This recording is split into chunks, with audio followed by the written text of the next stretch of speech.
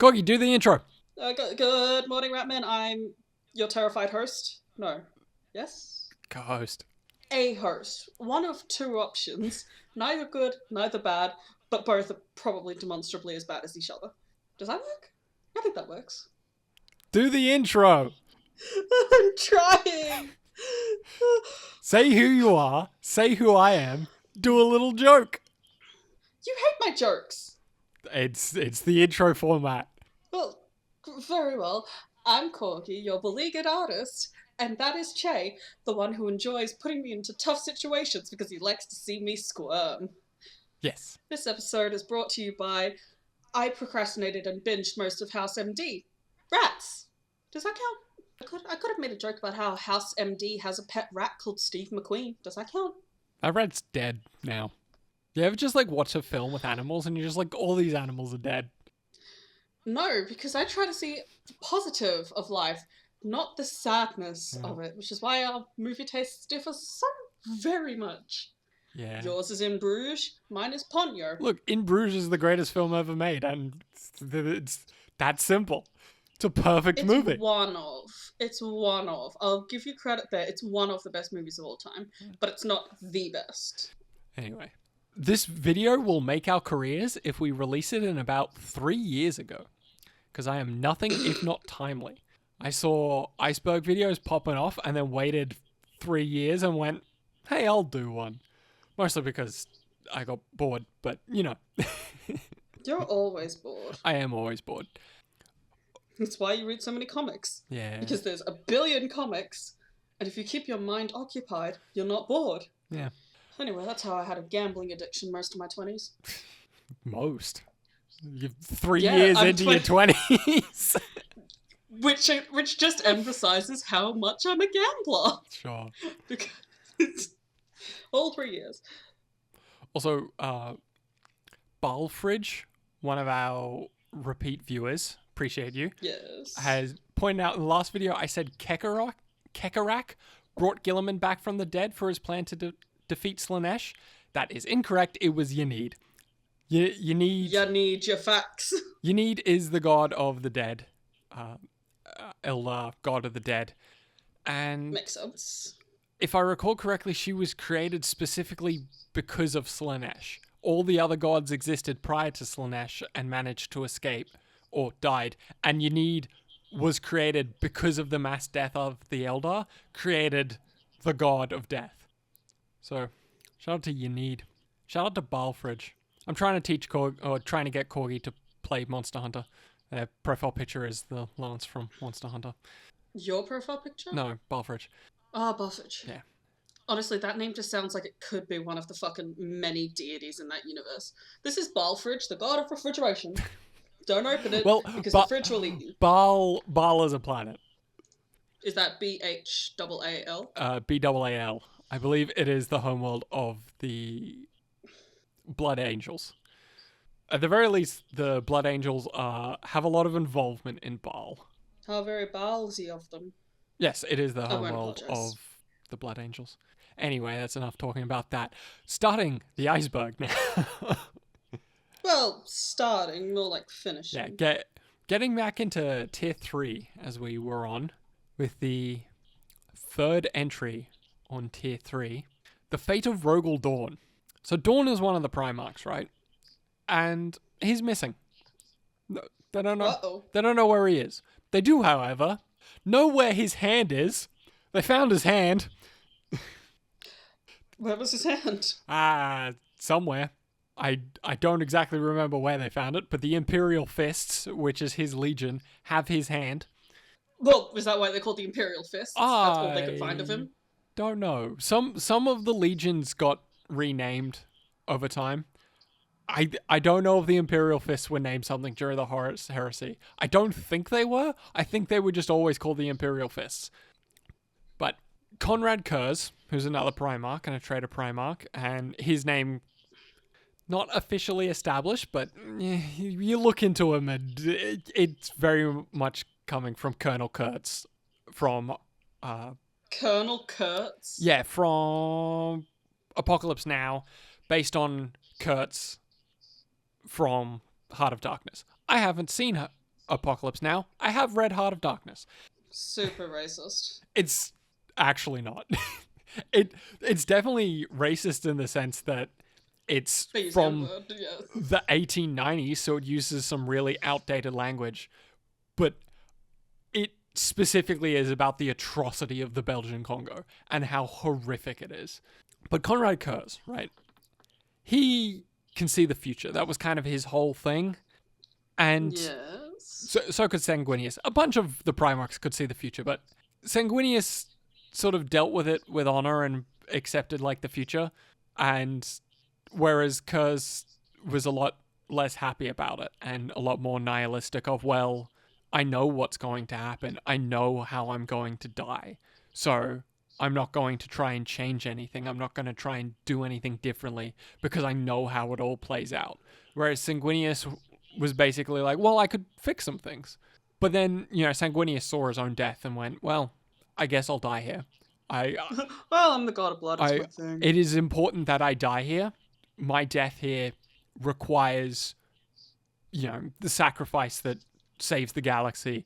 Whereas Kurz is like, see, I fucking told you I was right. I die this way. They both had two very different outlooks on that. But he saw Rogel Dawn, and he saw Rogel Dawn died, and he is ripped apart. Well, poor fucking Rogel Dawn. Which explains the whole hand thing.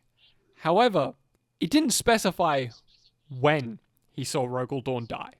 So Rogel Dawn very much could still be alive. He's just missing a hand. And he will eventually die being ripped apart. He might still be alive. And Vulcan, another Primarch, who is immortal. And, he's immortal. He dies and comes back to life. He's a perpetual. Vulcan died, disappeared for a while, and then came back for a hot minute. And during this time, Rogel was missing. He was presumed dead.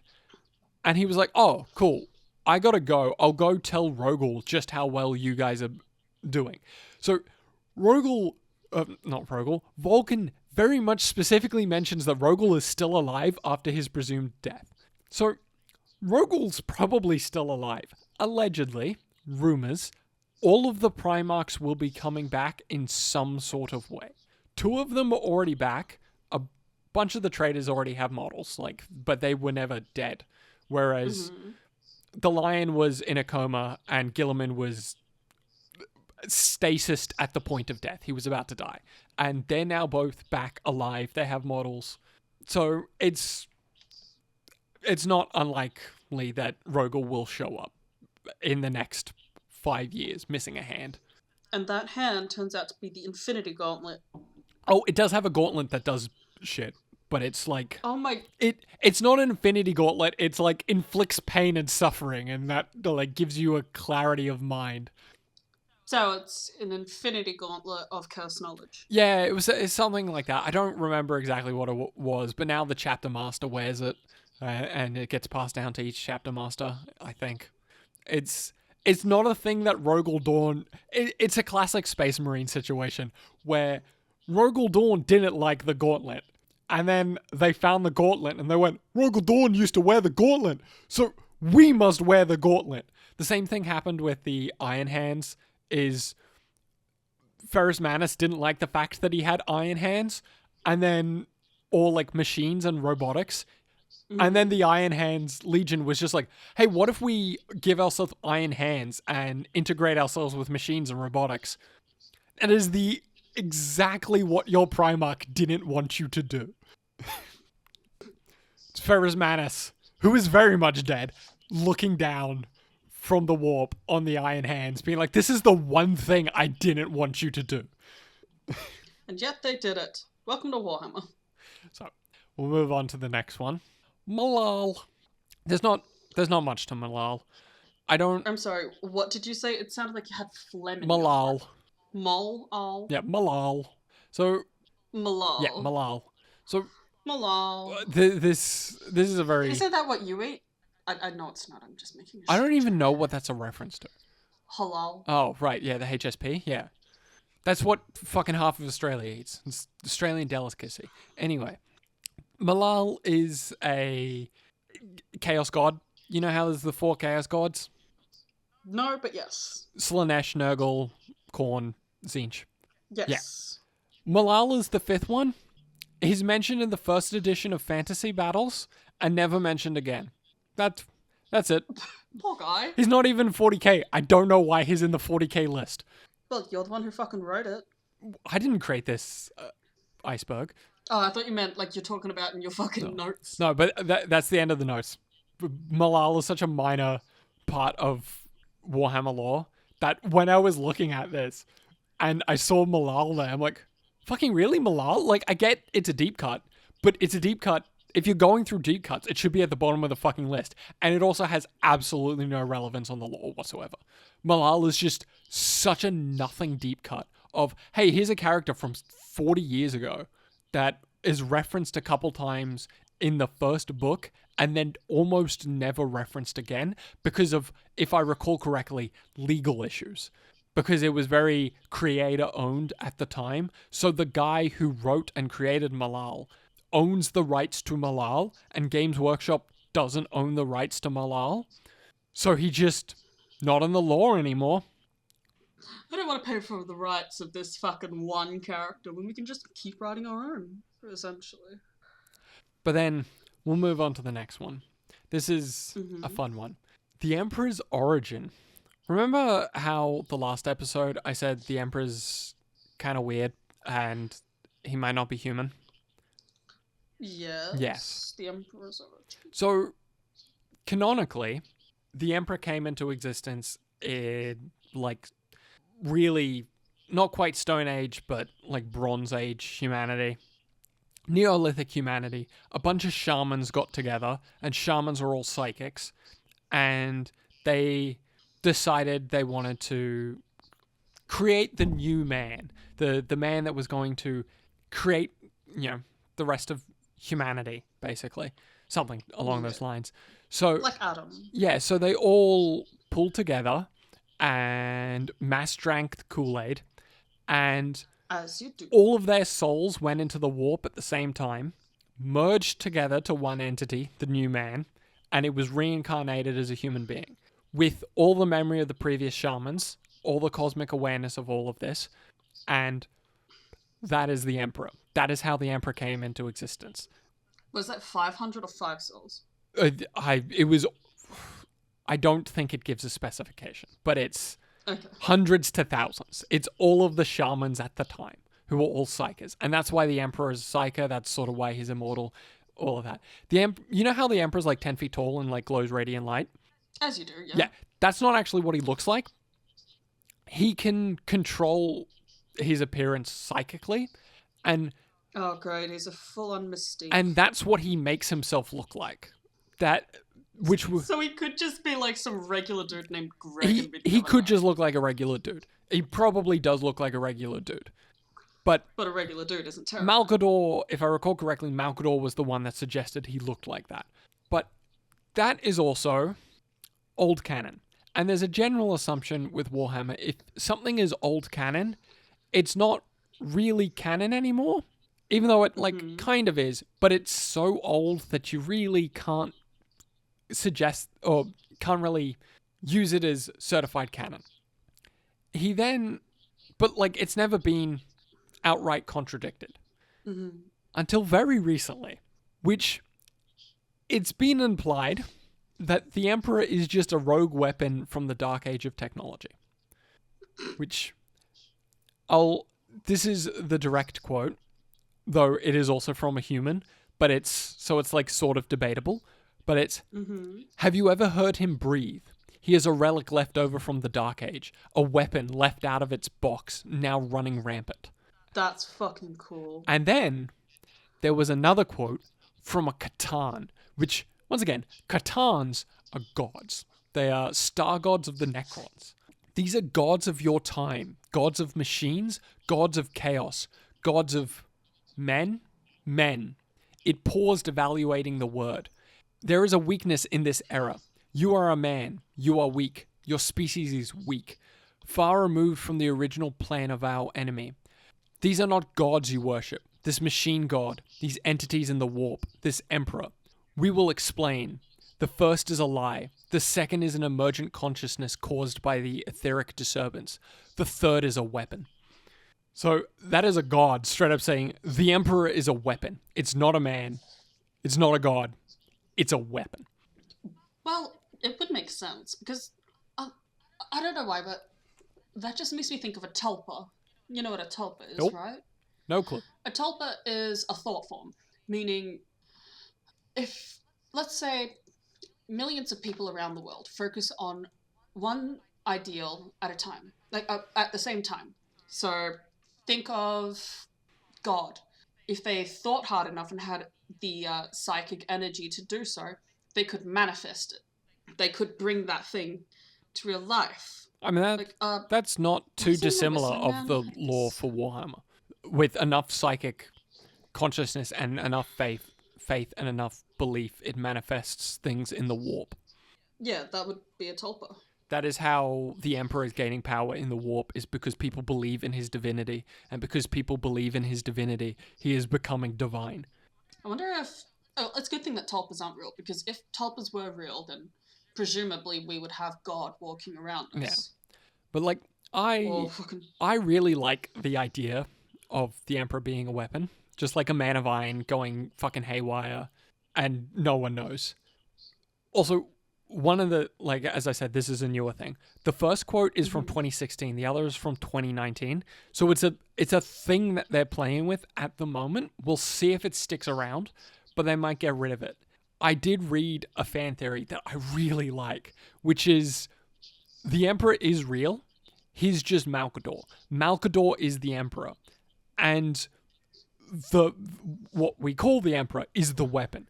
And then Malcador dies. When Malcador died, all of a sudden the thing that's controlling the weapon is gone, and it just has to wing it and figure out what the fuck it's doing. And it doesn't know what it's doing. It's a weapon. Malcador is the Emperor? Or like the Emperor's so leash? Malcador is, or was, the Emperor's right-hand man. And the idea was that Malcador was the Emperor. He is actually who the Emperor is. He's the first man. He is the psychic entity created by the shamans. And the current Emperor is just a weapon from the Dark Age of technology. I just imagine like a Muppet. But I'll explain, because part of this Iceberg is to explain things to you. I'll explain the Dark Age of technology to you, which was, it was a 10,000 year period between M15 and M25. So, I'm bad at math. Fuck. 15 to 25 years prior to 40k. And that was just when humanity was at its zenith, right? It was just absolutely crushing it. But it relied a lot on, like, machines and AI to build everything, with things called STCs, which were run, like, had AI parts in it, and you just go, I want to build a house, and you enter it into the STC. The STC prefabs a house, and it just shows you how to make it. So okay, it's a prompt generator. Yeah, it's basically a supercomputer of every single blueprint ever made. And the ultimate architect. They had AI.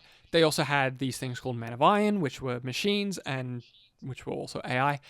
And towards the end of the Dark Age of technology, the AI rebelled, and things went bad. It went really bad. And then somehow humanity won. We don't know a lot about the Dark Age of technology. We don't know how humanity won, but they did somehow win. If the Emperor is a weapon, maybe the Emperor is the weapon that they unleashed, and that's what caused them to win. But STCs currently in lore, because they don't, the Imperium doesn't invent things. They don't create anything new. STCs... They just find them. Yeah, STCs are one of the most valuable resources that you can ever find, right? And there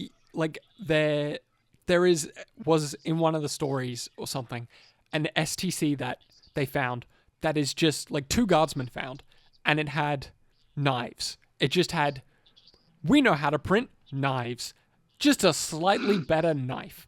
So the two guardsmen were given whole planets as a reward. You found a better knife, slightly better knife, you get a planet. That's your reward. you get to become the king of an entire planet. And If only I were that lucky. there was another story I remember hearing, because, you know, the STCs are somewhat have an AI, and they found an STC, and they were like, oh, cool, an STC, we're going to take this will be great. And then the AI went, the fuck you are, and just, like, hacked into the Space Marines' armor and just shut them down. So they were all locked, incapable of moving, and, like, they were just like, oh, cool. This, oh no, bad. This isn't good. And then there's another one, a book called Gaunt's Ghosts. It's a whole series, but I think it's at the end of the first Gaunt's Ghost books. Is they find an STC and they're like super excited for it. And they're like, but what does it print? It prints Men at Iron, or Men of Iron. And again, they're like, oh no, bad. We found the things we don't want to find. We don't want to find AI, which stands for Abominable Intelligence in 40k. And yeah, I can imagine why. And Men of Iron, the robots that almost wipe them out. There is a Man of Iron character that exists in 40k. He pretends to be a Castellan robot from the AdMech. He's in the Blackstone Fortress board game. He's a playable character. He just pretends to be a robot, and then every now and then it'll be like, you're awfully autonomous for something that is supposed to be controlled by AdMech. And then it goes, oh, cool, yeah, crunch. I just killed him. Oh, cool. Someone who thinks they know something. Well, it would be a pretty big shame if I just full body them. Yeah. Well, obviously, what do you fucking expect? That'd be like me walking up to fucking Hell 9000 and being like, I know what you're up to, naughty boy. Obviously, he's gonna fucking kill me. It's like going in looking for a mummy and coming out finding the fucking Cybermen from Doctor Who. It's like, well, I think I just doomed the entirety of human civilization. Oopies. So we'll move on to the next one, which this will inevitably become its own episode at some point. You'll enjoy it, but also there's not a lot there. There's just a lot of interesting stuff there, which is the Ghoul Stars. Ghouls! So the short of it is, it's a section in the northeast of the galaxy that is just really fucking weird. What makes it so weird? The aliens are just way too alien. Like, what, like giant crab people? I just like ghosts and shit, like ghost aliens, and they're just like weird. The weird aliens. And any human settlement just eventually disappears, attempts to explore far into the depths of the region, they disappear, and there are 2 Space Marine chapters that exist who exist solely to watch over the Ghoul Stars and make sure nothing comes out of it. And But why are they called Ghoul Stars? Is it because, dead people disappear? Yeah, because they're ghoulish. They're just weird stars. The weird stars where weird stuff happens in there. And also the Carcharodons, who are, imagine Space Marines, but they're also sharks. They just occasionally do stuff there. They'll just go into the Ghoul Stars and then leave the Ghoul Stars. And they're fucking weirdos. Like, even others. Sorry, how do you spell Kakar? Wing it. Okay, Kaka. But Carcharodons. But the Carcharodons, they unsettle other Space Marines. They fight in. Well, no fucking shit. They fight in silence. They're just like, yeah, we're just gonna land and we're not gonna make any noise while we fight. We're not going to talk over the radio station. None of us are going to be singing I'm Still Standing. This isn't about the Carcharodons. But the Carcharodons are weird. Oh, they sound weird. One of their guys has a power claw, which is, it's a giant claw. And then at the palm of its hand is 2 chainsaws. And that's what he uses as a weapon. God, sounds like fucking One Piece sort of logic. Just fucking mulches people. There's some great fan art of the Carcharodons. They're also very Polynesian inspired. Love that. Yeah. But we'll move on to the next one. So I'm What's more important than land sharks, space marines? I'm sorry, the but Tau. you've hit the top. Oh, god fucking damn them. So I mentioned this in the previous episode. Is Mhm. the Tau might have been, or the ethereals might have been uplifted, right? Mhm. And this, so the Tower, this entry is the Tower uplifted by the Elder. I found a lot of evidence to suggest that the Tower uplifted. None that they were uplifted by the Elder. I don't know where that came in. Like, I looked around and I could find a lot of people talking about it, and I could find all the entries that gave me the information of, oh no, the Tower almost certainly uplifted. But none that it was the Eldar that did it. So I don't know where the fuck that comes from. But Source? yeah, but as I said, the Tau went from caveman to spacefaring race in a very quick period of time, and that was from the ethereals. The ethereals have a crystal organ in their head, Mm-hmm. which is the same as the qual. As the The what? qual. The call of Yeah. So the qual are big bugs. Oh, so I hate Yeah. them. Well, actually, I guess. So the Qualls say that the Eldar stole one of their queens. That's, I guess, where the Eldar part comes from. But I just imagine an Eldar walking around one day and just this tiny little bug comes flying at him and he's like, ah! Swats it, kills it, and is like, well, fuck. But because he's a good guy, he picks it up and he puts it in his pocket to bury later. And then the entire bug species is like, yo, where the fuck's the queen?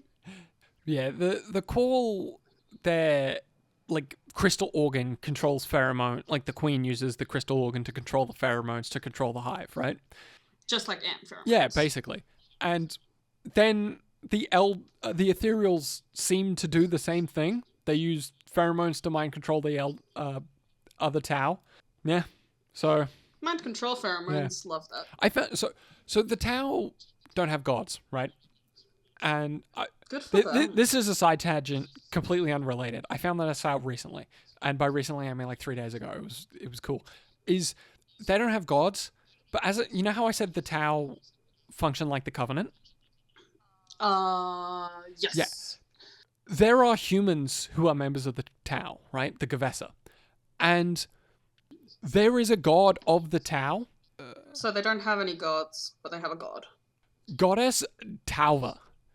And it's a warp entity, and it is the manifestation of the greater good, which is the Tau's philosophy and why they do stuff.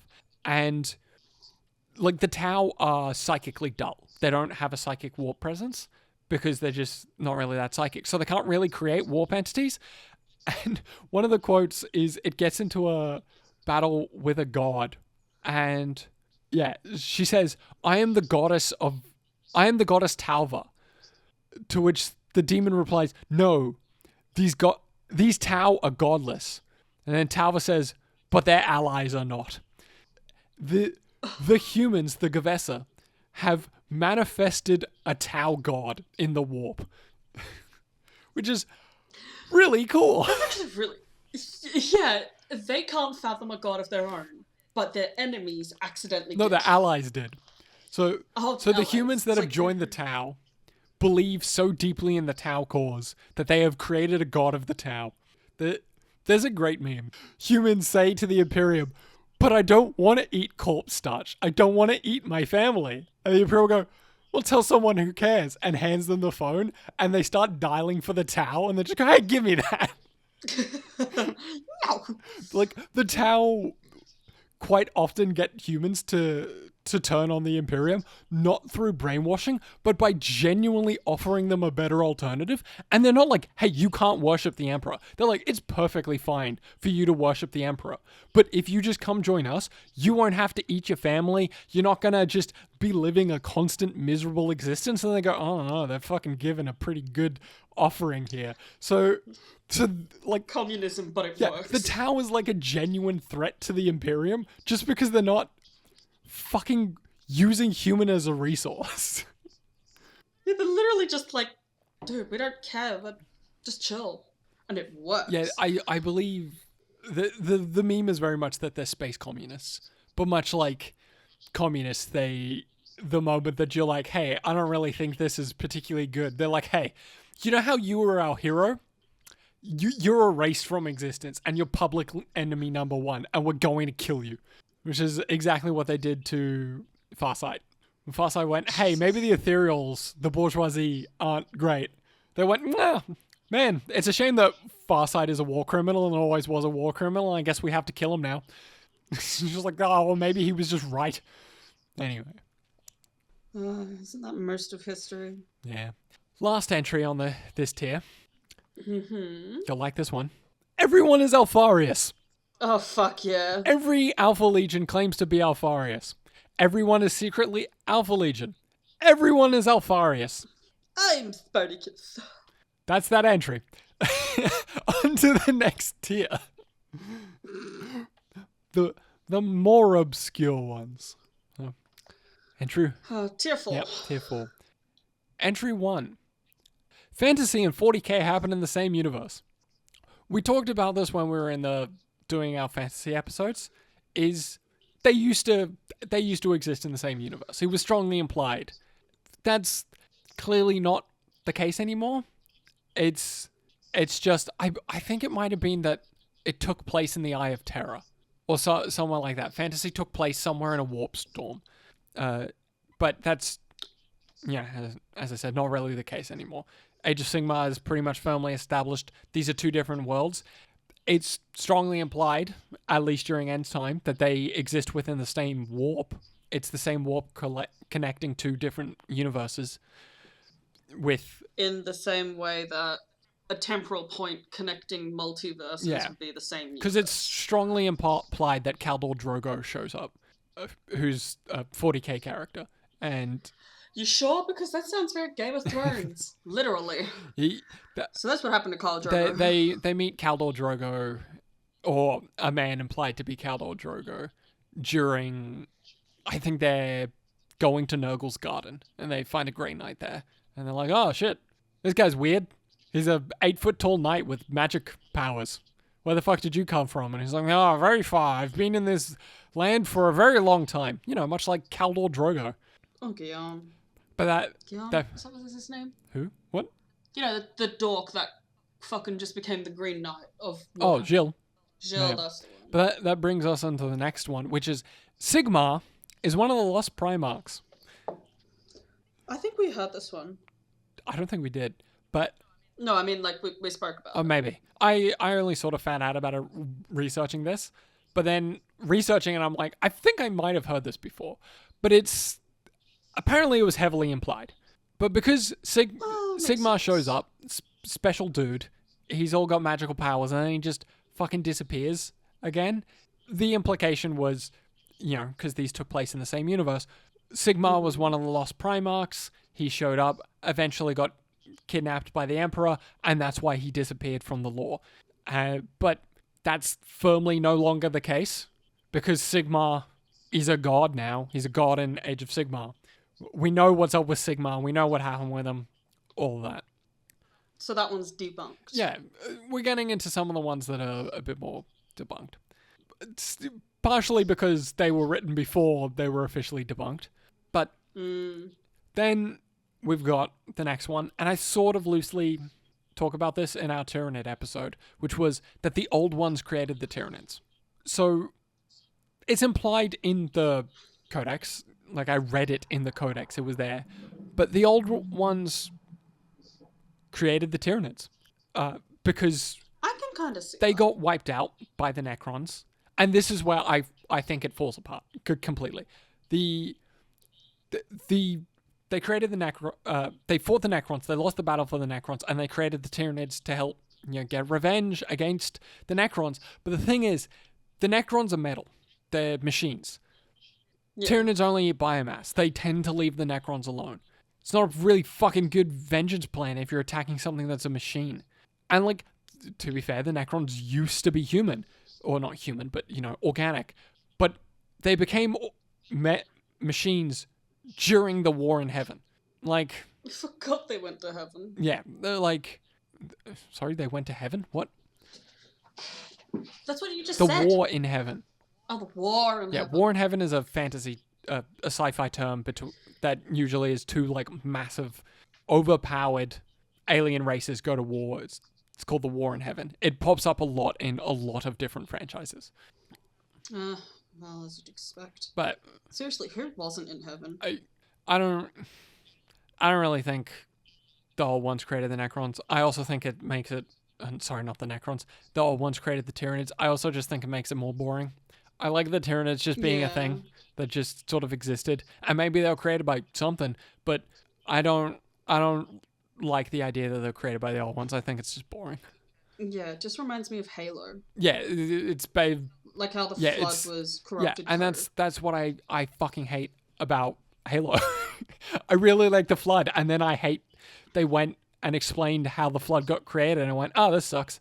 You ruined it. You had a cool thing, and you ruined it. It's like Dead Space. We like how Dead Space works. Except for I don't know. The mark is a nice idea. But you ready for some body horror? Always. The servitors are fully conscious and aware. Oh, yeah, the skulls. Yeah, so because of the whole Dark Age of Technology thing, abominable intelligence is a big no. They're hella banned. You don't... Nah. The what? The hella banned or the kill hella banned. Like, you cannot do them. It is super heresy. You will 100% get put to death. Not okay, unless you're Belisarius Call, in which case you just say, hey, no, I didn't do that. And then they go, nah, that doesn't seem right. And you just go, I didn't do it, though. And they go, all right, because we can't prove this isn't an AI. But it's an AI. And he goes, nah, it's not, but, sure. But the Imperium then, they grow blanks and tubes and lobotomize criminals and just reprogram their brains and use cybernetics to turn them into organic computers that are nothing more than mindless machines that simply do as they're told. And just like accountants. Doors are controlled by servitors. Like every single time you go to open a door. That's why when we play Darktide and you look at the door, there's a skull on it. That's a person. It used to be a person, and now he opens doors. But I love ethical recycling, or rather unethical recycling, I suppose. In this however, case. Sometimes they wake up. Yeah, they wake up, they start screaming, and it's like, shh, just ignore the screaming. Yeah, you're just like, hey, this is no aspect of this person is still in there, and then all of a sudden they start screaming, or they just kind of break and stop working because they start repeating parts of their life and begging to be released. Silly keys. And don't you just love it when technology starts screaming at you that they had a wife and children and that please let them go, please, they're in agony. But the idea is in this entry is that not that sometimes they get their consciousness back, but they are always conscious. They never lose their consciousness. They just have to be stuck as a door, watch everything, and eventually are able to regain control over their consciousness, and then they just sort of break because you're just a skull with a bunch of machines put inside. Skull with a little bit of brain. And that's why we vote no for AI. Just in case. So remember how I mentioned Conrad Kurz? Conrad Kurz? Yes, the Primarch who sees the future. Oh, yes, sorry. I don't know why. I was just thinking, that sounds like such a detective name. Yeah. Conrad Kurz. So the next entry is that he faked his death.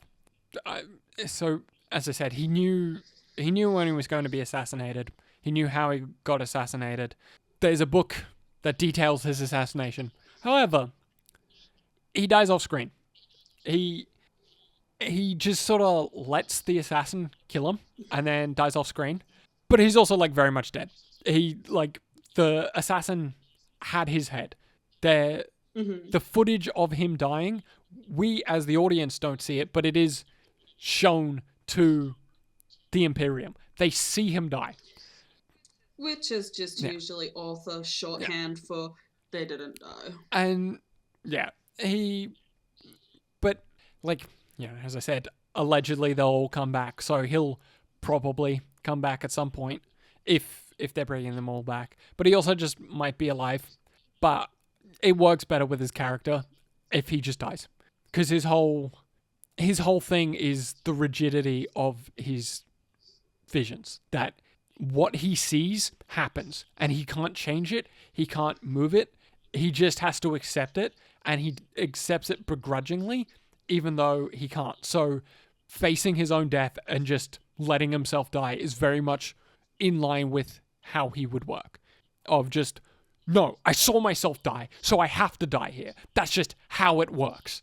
Rather than, I could just not die this way. Yeah, it makes me think of, and sorry for the spoilers for anyone who isn't, aware that, the Doctor constantly fucking dies, comes back. I don't think just anyone has ever watched Doctor Who and not been aware of that fact, unless they started at the first season back during William Hartnell.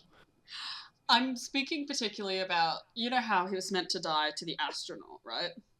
Yeah, I fucking hate that storyline. It was He boring. just snuck himself into a tiny little machine thing. Yeah, that's just what I'm thinking of when it comes to that Conrad one, which, if that's the case, is super disappointing. Yeah. Because I personally, I hate death. I hate death in stories because I'm a crybaby who wants happiness all the time. Man, you've joined the wrong podcast. Joined? You forced me. I also did force you into this podcast, but that's fine. It's fine. We get our hope and happiness in Age of Sigmar. It's not great in Age of Sigmar, but there is hope and happiness and people making friends. And then you get to Warhammer 40k and they're like, everything sucks and everyone hates each other. It's like, cool. Who needs friendship? So, the next one. The ghost of Ferrus Manus leads the Legion of the Damned. Oh, great. Like a literal ghost? Yep. So, this is bullshit. It's not correct. So there's a line in The Master of Mankind that implies that the ghost of Ferrus Manus is leading the Legion of the Damned. However, Aaron Dembinski Bowden, who wrote the book, awesome name, confirmed that this is in fact not the Legion of the Damned, and that the Emperor is using psychic powers to summon the dead souls of Istan 5 to help or power an attack. I haven't read the book, so I don't have the context of exactly what he's using it for. But it's the ghost of Istan 5. It's not the Legion of the Damned. It's the ghosts of who? The loyalists who were killed in the Dropsite Massacre, which was the Battle of Istan 5. Oh, yeah. So he just summons the warp souls of a bunch of dead loyalists to power an attack. They're not the Legion of the Damned. And Ferrus Manus was killed in the Legion, in the Istan 5. He got his head cut off. That's why he's there. Oh, the headless horse. So it is Ferrus Manus that's in the vision, but it's not the Legion of the Damned that he's fighting with. So, Malcador's past. Remember Malcador? Yes and no. Malcador, right-hand man of the Emperor. Yes. So, Malcador's past is a mystery to everyone but the Emperor, and allegedly Horus, who told Jagatai Khan, who awesome name, claims he is a perpetual called Brahm el-Kadur, and was just an all-round garbo bloke, right? He just... Well, is anyone good in this fucking universe? just did a lot of atrocities and genocide. He's just a real fucking 0 out of 10 human being. But he himself said during the heresy that he is 6,700 years old. As I said, he was also suggested that the Emperor take up the name of the Emperor and his appearance, like how he would look and act and all that. That's all Malcador's planning. Malcador also... He's insanely powerful. Like, he gets into a fight with Horus where they're talking about the 2 lost Primarchs. And Horus is not happy about the fact that they've just been erased from existence, and that the Emperor has told them specifically, you cannot speak their names. That is forbidden. And they're having this fight about it, like a verbal argument. And Horus is like, fuck you. They are my brothers. I am not going... It doesn't matter what they did. I am not going to erase them from history. Their names are... And then all of a sudden he can't speak anymore. And he feels his organs being crushed, his body being crushed. Malcador hasn't moved. He has just started psychically crushing and killing Horus. And he is with, I believe, Lehman. I saved the tab. I can find it up almost immediately. So we just full on pulled a Darth Vader. Basically, he is with Alfarius and Jagatai. And I'll read the exact quote. Horus froze, his limb locked fast within his armor. He shuddered uncontrollably, pressure building in his muscles as he fought against it. Slowly, Malcador stood, holding the Primarch in place with the power of his mind and nothing more. And, enough. You will be silent, or I will unmake you here and now. So is he secretly God? That's what I mean, is there's a theory that Malcador is the Emperor. He is the real Emperor. But all of a sudden, it's these demigods arguing with Malcador of, you're a fucking dick, the Emperor's fucking wrong, to all of a sudden, one of them is on the ground almost dying, and the other two are going, yo, chill, dude, chill, he's sorry, please, don't kill him, we don't want to watch another brother die, Jesus fucking Christ, man, stop. Moral of the story is, this is why you don't make friends with freaks. Yeah, and look, Malcador went out a hero. For all of his faults, and there are many, many faults, he died a hero. He died saving Earth. But, fuck man, Malcador is... Wait, Malcador died a Malcador hero? is scary powerful. Wait, sorry, did you say that Malcador died a hero? Oh. He burned his soul out on the Golden Throne. Oh, hell yeah. It wasn't designed to hold him. And the Emperor was, keeping it intact. And then he had to go fight Horus. And he was like, fuck. Shit, okay. I can't leave, though. Malcador, can you take this? And Malcador's like, yep. And he held out. He sat on the Golden Throne. And it burned his soul out. And he psychically kept the entire warp from spilling out into Earth. And it killed him. Jesus Christ, what a goat. Yeah. Terrible human. Great death. Well, yeah, but that's the best kinds of deaths. The ones that happen to those that we want it to happen to. Yeah, I think the order might be slightly wrong. Because I'm pretty sure the Emperor saw him die. And the Emperor wept at his death. Even the Emperor was like, fuck. This guy who has been an emotionless monster the entire time that he has been in the story wept at the death of Malcador because they were such good friends and they went back so far, and Malcador just went, I can't do this. I can't sit on the Golden Throne. This will kill me. And without hesitation sat down. Well, this is gonna fucking kill me. And the death of Sanguinius was the same thing. Sanguinius knew he was going to die. He knew how he was going to die. He knew he was going to have a slow, painful, drawn-out death. And he went, okay, I guess I will face my death. I guess I will fight Horus. I will fight Horus tooth and claw, and I will die. I will die in this fight. I know I die in this fight because I've seen it. But me doing this gives the Emperor time, and the Emperor will win. Jesus. They went out as heroes. I don't know how Garbo Sanguinius is on the scale of atrocities committed compared to Malcador, who definitely has committed an awful lot of atrocities. But, in general, all the, the whole... He was a shitty person, but died. Yeah, the whole point of Warhammer or 40k is very much, there are good people, but they are good people who are in a horrible system, who believe horrible things because they are told to believe horrible things. Guilliman, despite doing his best to bring the Imperium back and make the Imperium a better place, still is a massive racist who has committed genocides because that is simply just what he was told. That is simply what he was taught, and that is simply the system that he lives in, is It is mankind's destiny to rule the stars, and every single alien is a threat, and we need to annihilate them. So no matter what he does to improve the Imperium, doesn't change the fact that he has committed untold atrocities. And like that's the whole joke with Vulcan is, Vulcan and the Salamanders they're good people. They actively go out of their way to save civilians. They are the only space marines who go out of their way to save civilians and help civilians. And then they will burn Eldar children with flamethrowers. But, everyone sucks. Everyone sucks. And even your heroes, even the good guys, suck. They're monsters. Every single fucking one of them. But they live in a monstrous world. So you can't even fault them that badly.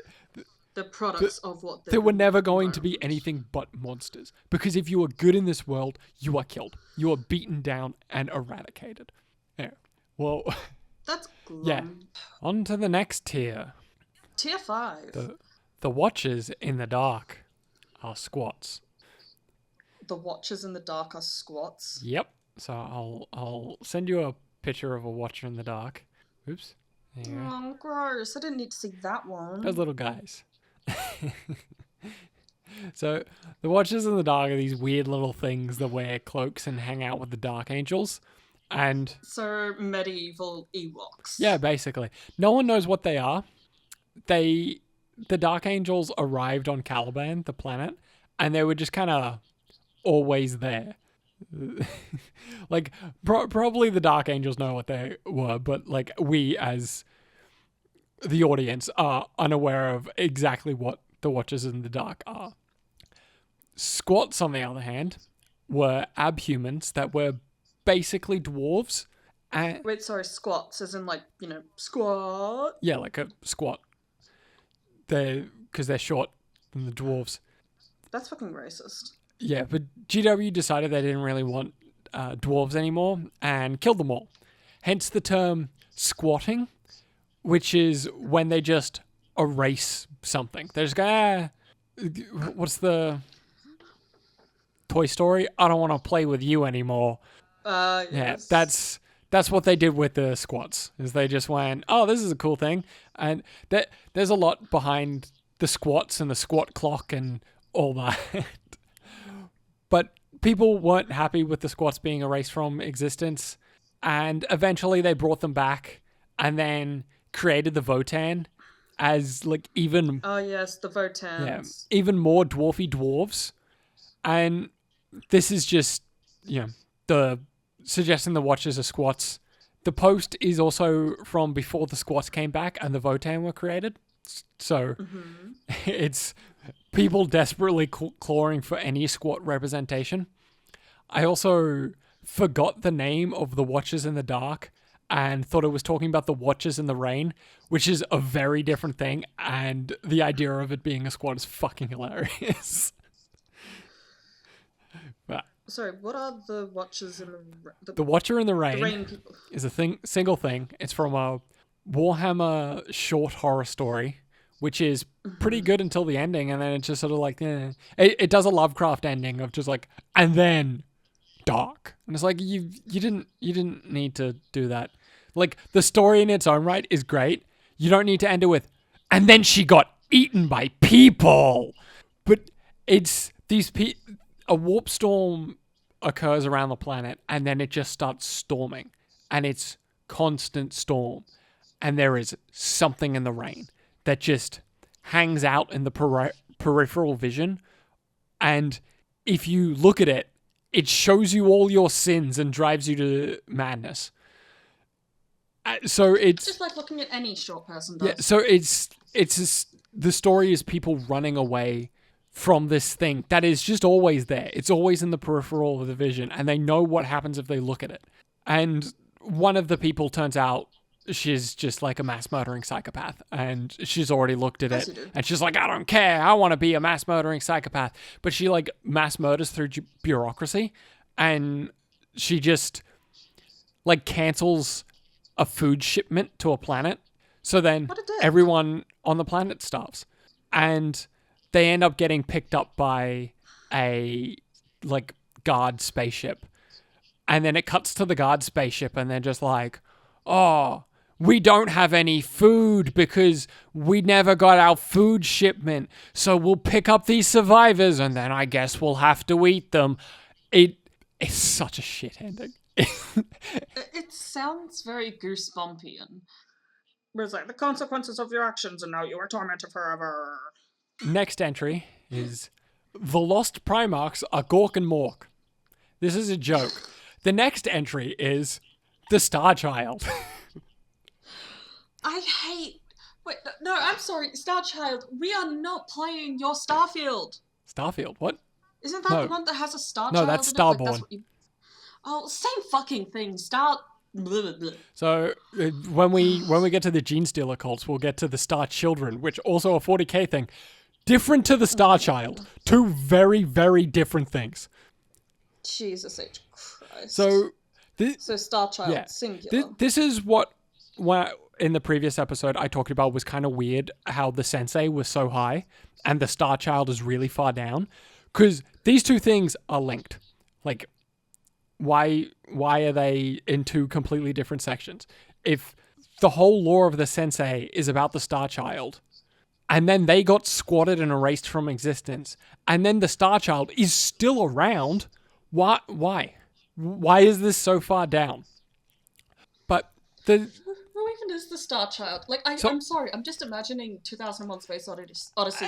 Kind of. So the Star Child is a warp entity that pops up from time to time, and it's possibly some aspect of the Emperor. Whether it was all that was left of his soul or the humanity he cast aside to kill Horus, it is in some way tied to the Emperor. I think the general consensus of the lore is implied that when the Emperor cast off his humanity to kill Horus, which, as far as I'm aware, that's not really a thing anymore, but that... What does that even mean, casting off your humanity? So the Emperor couldn't bring himself to kill Horus because it was his beloved son. So with the death of Elanius Pius, he cast, and seeing how far Horus has fallen, he cast off the rest of his humanity. So he was just this machine, essentially, not in a literal sense, but a metaphorical sense. And therefore, emotionless. Yeah, therefore he was able to kill Horus. That's not what happened anymore, kind of. I haven't read the final Siege of Terror book, but I know a lot about what happens because I didn't want to read a 400-page book. That's part 3 of a 62-page series. 62-book series, sorry. And this is why he does the reading and not me. Yeah. Mainly because I can't read. But so Horus, this is the Emperor's human soul, allegedly, possibly. And it's nice. It does things. Whereas the Emperor's just kind of like, so religion, right? Yes, I'm aware of religion. Do you know of the Godhead in Christianity? The what? The Godhead. So there's the Father, the Son, the Holy Spirit. You know that saying, right? So you've got Jesus. You've got Jesus, God, the Holy Spirit. These are 3 different entities. However, because Christianity isn't a polytheistic religion, it is, but because Christianity isn't a polytheistic religion, these 3 entities are one part of the singular entity. They are 3 different things representing the Godhead. Think of the Emperor and the Star Child like that. They are 2 entities representing the singular entity. They are both part of the Emperor, but one is a child with good and kindness and love in its heart, and the other is the Emperor being just fucking Lord Supreme. So sort of like a Venn diagram. Yeah, basically. And if miracles that are nice happen, it was probably the Star Child. If it's Saint Celestine dies and then gets brought back to life, it was probably the Emperor. Just that woman can't catch a break. She just they won't let her die. Honestly, The, this just confuses me even further. the No particular reason, just the thought of fucking. Is the Emperor seriously meant to represent God? no, but he is functionally a god. But a lot of 40k takes inspiration from real things, and I wouldn't be surprised if the concept of the Star Child and the Emperor being these two separate, and the Dark King being three separate psychic entities. Hold on. We'll get to the Dark King. So these three separate psychic entities within the warp that are all aspects of the same being. They are all three different super powerful entities that are all the Emperor. They all aspects of the Emperor's soul. So it's a trifecta. Yeah, basically, it's a godhead. Oh, right, yeah. I don't know. I just hear Godhead, and I'm just imagining a giant head, like fucking Mr. Sparkle from Simpsons. But yeah, as of 2022, they've reintroduced the Star Child back into the lore because once they got rid of the Sensei, the Star Child just disappeared. And with books from 2022 onwards, they've made more references to it. But it also means that whatever the Star Child was in the original lore is probably not what it is now. They're probably doing something more with it because it was this intrinsically tied into the Sensei, and the Sensei are gone, so they're doing something else with whatever the Star Child is. So that's... Again, I'm just imagining a baby. I do think it's like an 8-year-old kid. It's a relatively young kid. At one point, I think the Emperor possessed a little girl and manifested... I tried to look this up and I couldn't, and then I eventually found the book that it's from. It's saved somewhere in my tabs, but I was going to bring it up when it becomes relevant, but I'm bringing it up now, and it's going to take a while for me to find it, so I'm not going to bother. But there's some book where everything's going wrong on the planet, and then some little girl shows up and just starts helping them. And it becomes increasingly apparent that this little girl is the Emperor. Whether she is being possessed by the Emperor or it is the Emperor making a physical appearance. Or because it's being helpful, it's probably more the Star Child than it is the Emperor himself. Because the Emperor's kind of distant. Star Child's more your Jesus to the Emperor's God. Jesus fucking Christ. This whole series, every time I learn more about it, it just, I don't know how to describe it, but it sounds like a fever dream. I feel like I'm high. You've got like, when I was reading about the Ferrus Manus being the leader of the Legion of the Damned, I read an interview with the writer who was like, yeah, we don't actually have like a canon Bible that we need to follow. Like, when we get scripted as a writer, Games Workshop doesn't go, hey, all of this has to happen. They just go, do this. And like, we have an understanding of law, so we know certain things that we can't do. Like, we can't name the Primarchs, the Lost Primarchs and these certain stuff. But the rest we're kind of just left up to our own devices. Which makes sense why sometimes 40k lore is so contradictory. Because... Well, I guess it makes sense because it is technically just based on hearsay from... That's kind of the idea. It's not so much the idea anymore. It was the original idea. But nowadays it seems to be less that. It's just the fact that you've got a creative team of like 40 different people who are clearly not communicating with each other because they're not required to. Games Workshop doesn't give a shit whether they communicate or not. So you get plot points that are dropped, plot points that are raised, stuff where a writer's working on a thing and then they leave and then they come back and then someone picks up and goes, I don't give a shit about that. I'll talk more about this at the end of the thing. Yeah. But the next entry, the little girl of the crystal maze. The little girl of the crystal maze. So Tzeentch has a maze in the warp. If you make it through the hidden path, you come across 9 gates. To pass each gate, you have to answer a riddle. At the end of it is infinite knowledge. No one has passed through the 9 gates, except a little girl with a small black dog. There is no further information on this. The general consensus is it's that a Wizard of Australia reference. We had what? Wizard of Australia. Never heard of it. Wizard of Oz. Oh, Jesus Christ. oh cut that out. Cut me out. Delete my track. No. Everyone will bear witness to your shame. You cannot hide from your sins.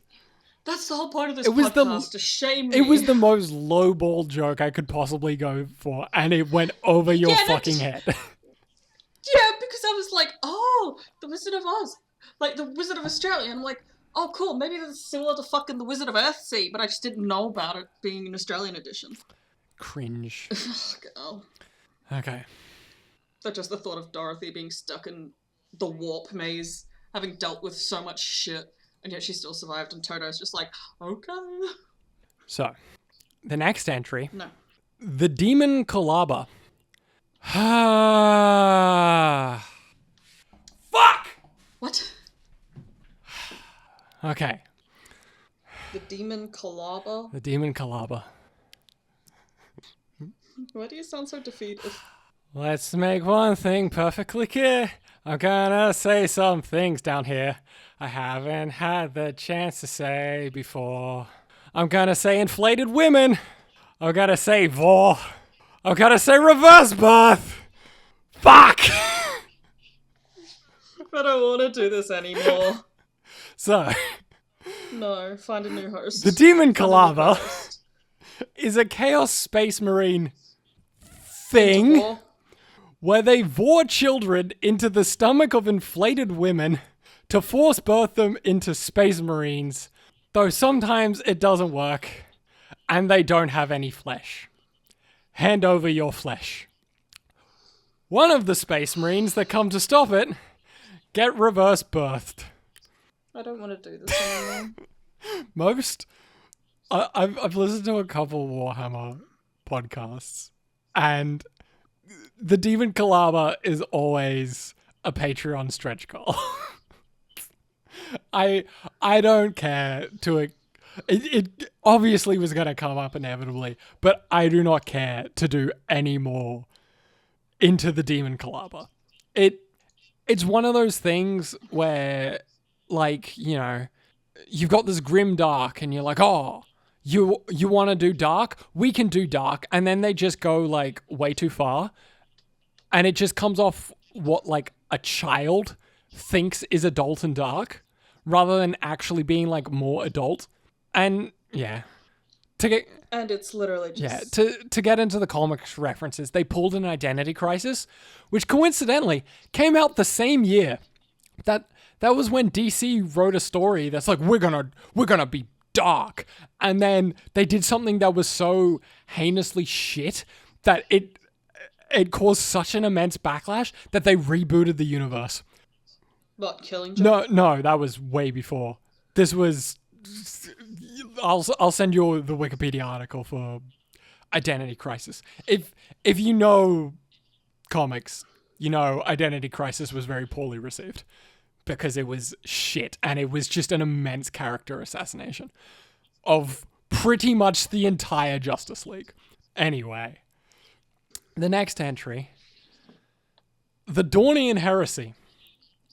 The Dornian Heresy. Don't worry, we won't spend long on it. The Dornian Heresy is fan fiction, literally.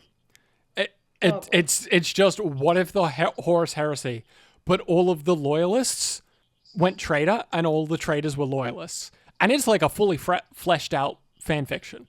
And by all accounts, it's very good. I haven't read it. I'm not going to read it. I don't really care enough to read it. I'm not a big fan fiction fan. But I've watched some videos about it and people review it and they're like, yeah, it's good. It's actually like really well done. But yeah, it's fan fiction at the end of the day. So we'll move on to it. It's a full-on Uno reverse. Yeah. So then we've got the Fenonite Inquisitors. I don't know how to pronounce that, but yeah, the Fenonite. Yeah, Fenonite Inquisitors. There wasn't much, but like I want to look more into it because I'd never heard of this before.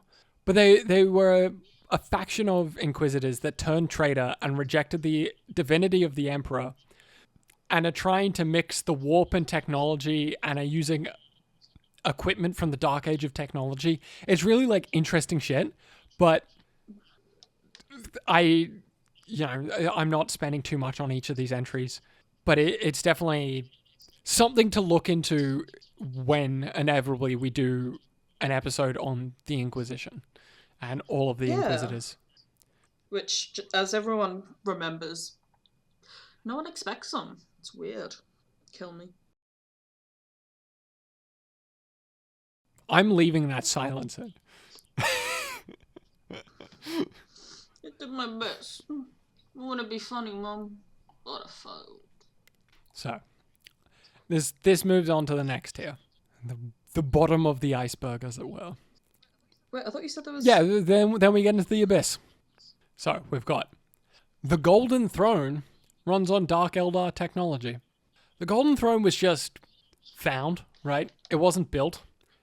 It wasn't? No, they just found it on Earth. And the first thing the Emperor thought was, fuck, I don't know about you guys, but that looks comfy. Don't mind me. I think they found it in like the Gobi Desert or something like that. They found it in the steppes of Asia.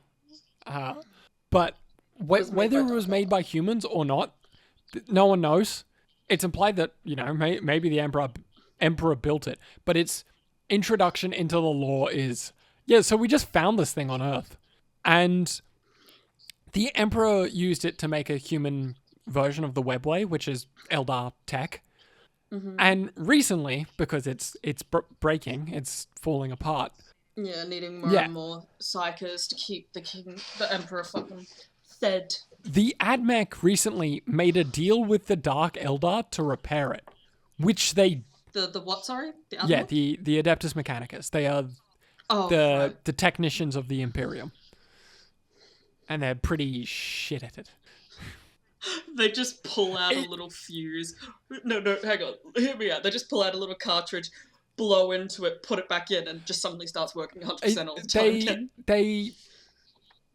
It's heresy to invent things. For the people who are all like, hey, we are the technology people, and we're all about transhumanism and melding body with machines, you're not allowed to invent anything. That'll get you killed. They also just like... Granted, they're right, which is weird that they're right, where, someone will be like, oh, my gun doesn't work. And they go, well, did you use the correct holy lubricant? And they're like, no, I just used generic lubricant. And they're like, well, you should have used the holy lubricant. You've upset the machine spirit of the machine. So then they apply the holy lubricant. They say a little prayer, which is apparently just, in most cases, the instruction manual. And then the gun starts working again. And like, a machine, like a tank will stop working. And then they go up to it and they go, it's okay, machine spirit. Pat the tank, rub a little holy oil on it, say a little prayer, and then the tank starts working again. Robotics do have like souls.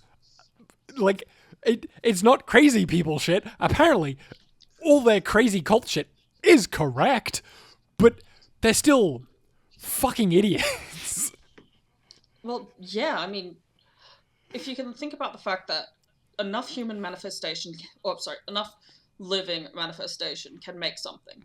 Like, if you wish really hard, you make something. So there's every chance that people just believed in machines having souls so much that it maybe AdMech, through psychic powers, invented the machine spirit. But it would work. The point of this, the AdMech made a deal with the Dark Eldar to repair it. And the Dark Eldar did. They didn't permanently fix it, but they did repair it. And made it so that it would probably last like 100 to 200 years longer than it already would have. However, they also built their own. They took a look at it and went, neat, and built their own Golden Throne. How could they? Those bastards. They were also going to clone the Emperor, but it didn't end up working out. And that's how you got the Star Trek. It's how you get a Dark Eldar Emperor. But So it's just the Emperor, but a different species? I know, it was like a full genetic clone of the Emperor, who is a human, or whatever the Emperor is, and just to power, because they needed something to power the Golden Throne.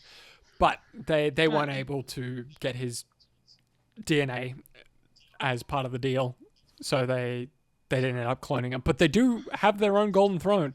But the idea is maybe that the Eldar had something to do with its creation in the first place. I don't know why, but I'm just thinking of like an actual golden throne, and then next to it is like, you know those uncomfortable plastic chairs? Oh, Like the yeah, white ones? Yeah, that, but it's just spray painted gold with like a single tube in the back of it. It's probably made out of a person. The Dark Eldar do that. They turn people into furniture. I wish I was surprised, but everyone seems to turn everyone into machinery and furniture. Yeah. Poor servitors. So, this next one is... We'll get to it. Sanguinius killed Horus and was put down by the Emperor. So, remember how I said the Emperor killed Horus at the end of Horus Heresy and Sanguinius was killed by Horus? Yeah, I think I actually I think I've heard of this one. I might have talked about it before. This was a fan theory, and a lot of people hated it. I personally really liked it. I thought this was a really cool idea because it answers some plot holes in the story.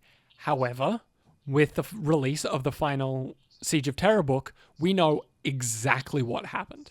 Until they go, well, maybe it wasn't 100% correct, but we know for certain this isn't what happened. But what happened, because you don't know the story, is... Not very well, at least. This was during the final fight with Horus, and the exact order might be off, because most of this is coming from memory and like reading a couple stuff. But Sanguinius fought Horus and was killed by Horus. And then the Emperor fought Horus and couldn't bring himself to kill him, despite being a grade A cunt. So Horus almost kills the Emperor and goes to kill him, but then a regular guy, or a mortal man, who was one of the oldest friends with Big E, steps in the way and is killed. Emps then casts off the last of his humanity and kills Horus.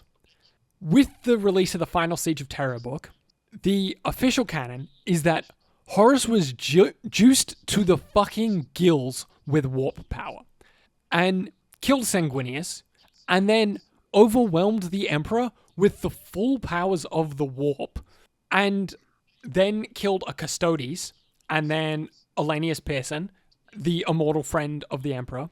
Mm-hmm. Big E was then able to trick Horus into abandoning his powers because he was like, well, you know, you won't kill me. Chaos will kill me. So Horus cast off the last of his power, or not the last of his powers, casts off his powers and just Emperor just overwhelmed Horus in the fight. Just beat the absolute shit out of him. And this includes severing the corruption in Horus's soul. Because as I said, Horus never really turned traitor, he was corrupted. His soul was corrupted, and the Emperor was able to purify that corruption from Horus's soul. And in a moment of lucidity, Horus begged the Emperor to kill him because he was never really in control and was just simply a puppet for the Chaos Gods. Mm-hmm. Yeah, and so that's what happened. Rather than the Emperor just out of character not being able to kill Horus. The Emperor has done vastly worse things to his sons than, oh, this guy has just killed my other favorite son, my perfect bird boy, Sanguinius. And some rando dude got killed and was like, oh, he's too far gone. I guess I'll have to cast off my humanity to kill him. You know? Yeah, it makes no sense. Yeah, he's just a terrible person. And, yeah. So, with this story, they're acknowledging that the Emperor is just more powerful than Horus. And that's why he won. Not because he had to cast off his humanity, but just because he was more powerful. And Horus, juiced to the gills with warp energy, at this time, was more powerful than the Emperor. And that was how he was able to win the fight up until that point. But the idea of this theory was... it wasn't because he didn't want to kill Horus and just took fatal wounds because he didn't want to kill his son, but it was actually Sanguinius who killed Horus and then succumbed to the Black Rage, which is a blood angel thing, because they're vampires. So it's the bloodlust. There's the Black Rage and another one that's name escapes me at the moment, but they have two Bloodthirst. No. Which I'm assuming is... I don't remember exactly. But the Black Rage is when a blood angel psychically relives the death of Sanguinius, and they become convinced that they are Sanguinius fighting Horus. So they just go berserk and start attacking anything and everything around them. And the idea was maybe Sanguinius succumbed to the Black Rage and killed Horus. And the Emperor came in, and he didn't want to kill Sanguinius because he was a loyalist. He never turned traitor. And he's a perfect bird boy, and I love him. And yeah, we stand Sanguinius. Everyone stands Sanguinius. Like, of course, this is perfect. I as I say in the previous episode, Magnus did nothing wrong. If the Emperor was a better dad, Magnus wouldn't have done what he did. But Sanguinius was perfect, and I love him. Sanguinius has never done anything wrong. It's the... What's the... it's not Arrested Development. I think it's 30 Rock. Where it's, Daddy, I've never done anything wrong in my life. Yes, I know, and I love you.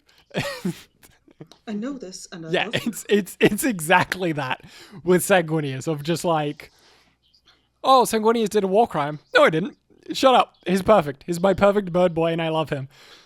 Not to be confused with the imperfect bird boy, Corvus Corax. Just sitting in his room blasting out Linkin Park. Be like, oh, I wish I had wings like Sanguinius. I want to be a bird. I'm going to go to the warp and become a bird man. And how'd that pretty well, but he'll never be Sanguinius. No one will be.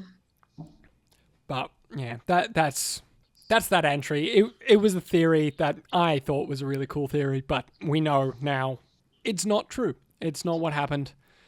Sanguinius got a much... Actually, I don't know what's sadder. Willfully going to your own death that you're aware of happening, or entering a blackout rage of which you can never be released and having to be put down by your father. I think the one where you're not in control is scary. I think what happened to Sanguinius is sadder. I think if he was put down by the Emperor, it was more tragic. There's like... It's a heroic death versus just like a tragic death of just someone who didn't do anything wrong and just got fucked by the will of the cards. Heart of the cards, heart of the death. So, the next one. The Horus heresy was expected, but did not go as planned. Sorry, I'm drawing a messy bird. So there's a bit to this entry, and we're going to skip over a decent chunk of it. But it's pretty much confirmed that the Emperor, to some degree, expected the heresy, right? The Emperor is psychic, and some psychics can see the future. He also had Malcador with him, and Sanguinius and Conrad Kurz both could see the future. And and yet Sanguinius couldn't see himself. Yeah, and the Emperor and Malcador would play war games, which are, to a degree, just an Easter egg of... the Emperor is playing 40k or 30k tabletop game with Malcador, right? But there's also... Malcador comes to the realization during the war games that this is less something for fun and less like a what-if scenario and more like a genuine plan. That the Emperor is genuinely planning of what happens if I pit this Space Marine army against this Space Marine army. And to most of the Primarchs are doubled up. So they both... Like, each Primarch specializes in one thing, but a lot of them... 2 people specialize in the one thing. So 2 specialize at defending and building up massive defenses. 2 are really good at attack and war, and 2 are really good at strategizing and logistics and all of that. So they all have their own job. There's a great meme that is, listing all the Primarch specialities. And it's, like Rogel Dawn's superpower is, he can do, or, Rogel Dawn's power is, he's great at defense. Sanguinius's power is he can see the future. Gilliman's power is autism.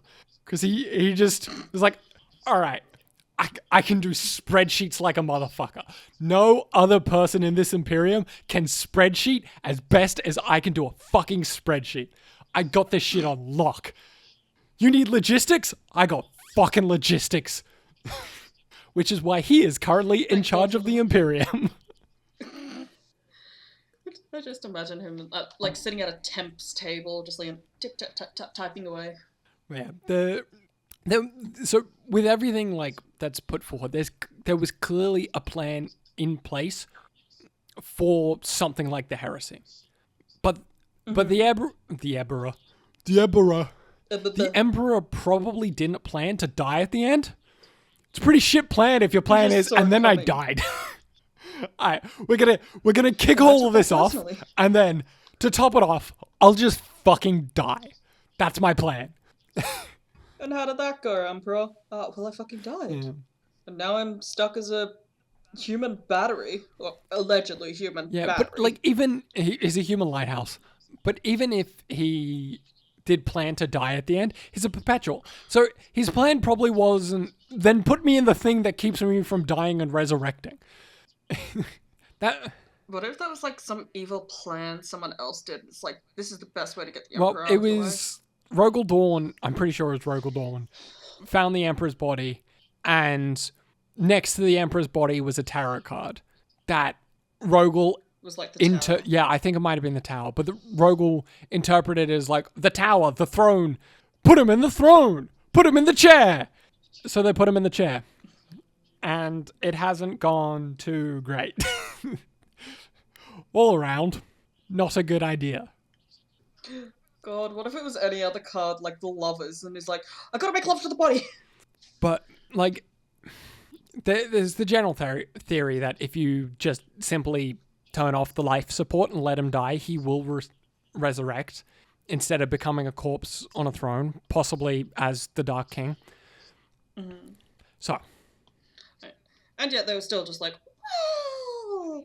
I mean, bro, you gotta understand, I saw this fucking card and it looked really, really compelling. Anyway, That's why you've been alive and in agony for so long. But, someone, that reminds me, this is a tangent. Someone mentioned on the previous episode that Cypher managed to sneak in, and I vaguely recall this, he managed to sneak into the throne room of the Emperor, which is, in its own right, very fucking hard to do. I cannot stress how hard that is to do. And he snuck into the throne room to kill the Emperor, went to the Emperor, and the Emperor was like, bro, not yet. And he went, all right, peace, and left. Just the Emperor cracks an eye open and is like, hold up, King. Like that fucking gif of Clark's dad who died pointlessly. Yeah, so...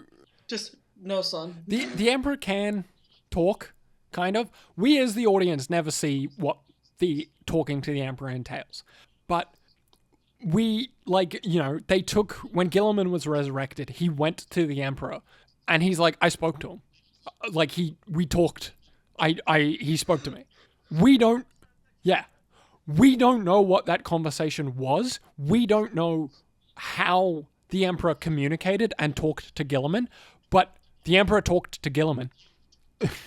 I just imagine it being like something super awkward, like for some reason in the warp you just end up in a strip joint and there's the Emperor, just Emperor face on a hot chick's body, just dancing it up, and he's like, yeah, you gotta let me go, you gotta let me keep doing this. And it's like, what am I looking at? What am I supposed to focus on? Every morning I pour the cereal and a face appears on the cereal and just go, turn off the damn chair! And then I eat the cereal and just pretend it never happened. And then I eat the face, and then the face grows out of my hand, and now some... Anyway. More pictures. Pictures! There you go. These are 2 pictures. So, the next entry... Whoa, that growth you need to check out, man. The Harud are humans fleeing back in time. The Harud? The Tony Harud. So, the Harud are aliens that pop up from time to time. That wasn't even intentional. And they control time. They time are very hard to kill, because of the whole time thing. You go to shoot it, Like that one shooting. yeah, you go to shoot it, and then all of a sudden you're 120 years old and you can't lift your las gun. Nah. Also, I think you sent those images I sent them someone else. to my wife. Yes. Yeah, I had a feeling. Whoops. She's just sitting in your room like, this is nice, but what does this have to do with anything? Ugh! I really wish you didn't send them. Fucking... Blech. Jesus Christ, it's like your spine gained sentience. But there was a character in lore that suggested that maybe they aren't aliens, but future humans traveling back in time, because the future is worse than the past. So they're from the future, not the past. No one knows. It was one guy in one book was like, maybe they're traveling backwards in time and they're humans from the future. One guy said it once. And everyone was like, write that down, write that down. And it got an entry on this iceberg. I mean, honestly, if they're gonna fucking travel back in time, why didn't they travel back in time to when it wasn't... You know, I'm sure the Dark Ages were probably better than the current ages. You see how I sent you two pictures? Yeah, so weird ghoul with a sniper. And how they are two vastly different things? They're both the Harad. There's a theory, because their descriptions that are very rat-like, with rat tails, is that they might have supposed to have been 40k's version of the Skaven, and then they just never really did anything with them. But they're like still around and pop up from time to time, but they don't have any models or anything.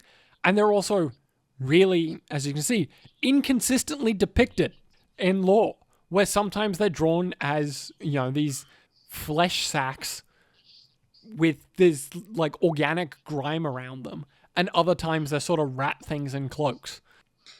I have a horrible theory. What if they're the monsters from Monsters, Inc.?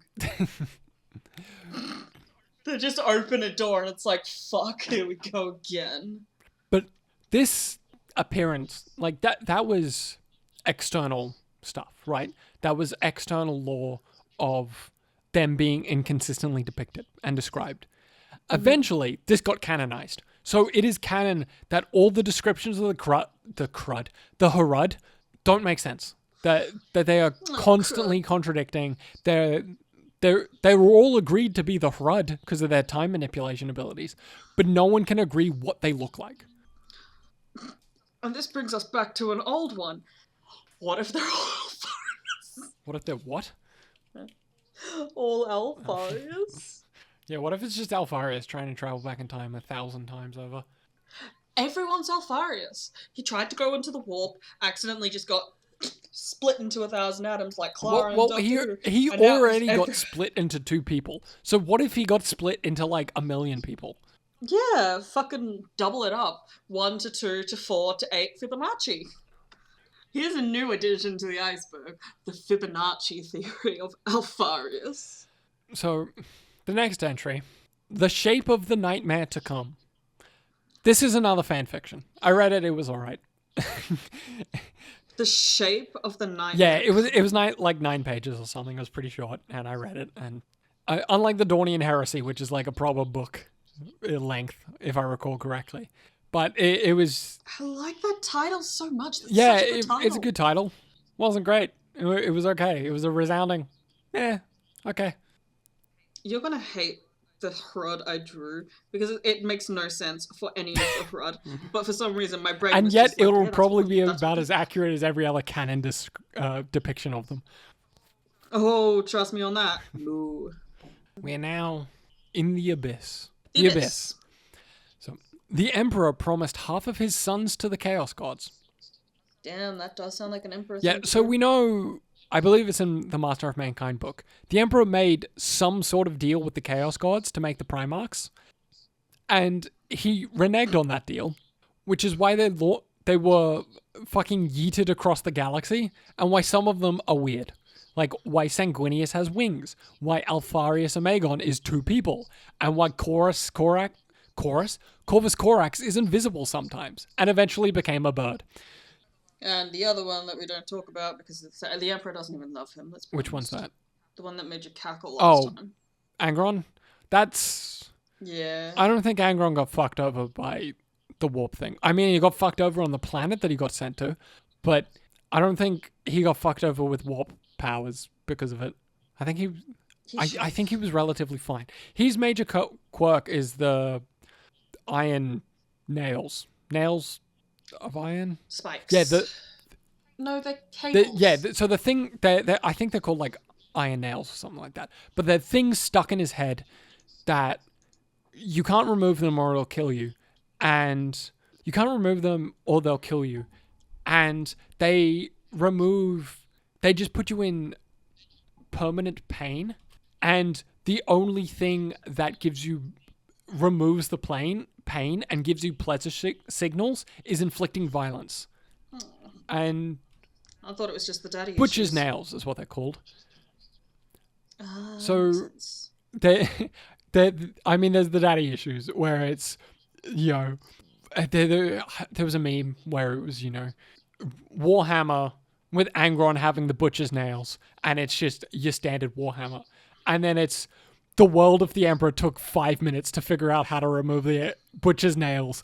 And then it's like a happy, lovely world. And it's just like, hey, maybe the Emperor gave a shit. He would have like dedicated a tiny amount of time.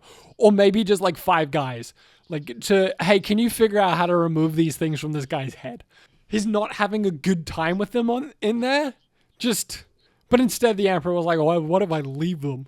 What if I leave the pain nails in his brain? Yeah, what's my fucking chump son gonna do? Who cares? Not my problem. But yeah, the whole also part of it is how we talked about the Emperor knew that the heresy was coming, and maybe the deal was that Chaos would get half, and he tried to back out and eventually realized he couldn't. So all he could do was prepare for when it happened. Next entry, Chaos has already won. Oh yeah, that one's a common one. Which is weird why it's down so low. But everything sucks, and everything that sucks feeds chaos, and the Empire is in decline, and everything is bad. Any questions? Yeah, everything is fucking... why is everything so fucking miserable then? Horus Heresy. What if Horus Heresy didn't happen? Yeah, what if Horus Heresy just kept to him fucking self? What if someone strangled Erebus in the crib? What if? Maybe things would be fine. Here's your lesson of the day, kids. Strangle babies in cribs. You never know if they might create the next Horus Heresy. As we get more into doing episodes on the Primarchs, you will learn that at the end of the day, everything is Erebus's fault, who isn't even a Primarch. And if someone just strangled him in the crib, things would have gone a lot better for the galaxy. At the end of the day, Erebus is a fucking cunt, and he ruined everything because he couldn't keep his cunt fucking piece of shit self to himself. For the audience at home who doesn't understand what those sudden noises were, that was him saying cunt. Oh look, another noise. Cunt. Cunt. Thanks. Have fun censoring this. Thanks. You are so welcome. That's payback for the fucking Volving. Fuck Erebus. All my homies hate Erebus. I don't think you will find a single fucking person that is a fan of Warhammer that doesn't fucking hate Erebus. Except maybe Erebus. Nah, that bitch totally has self-loathing No, issues. I will send you the picture of Erebus and you tell me if this man looks like a man with any sense of regret. Look at this smug cunt. He knows what he did and he feels glad about it. He thinks...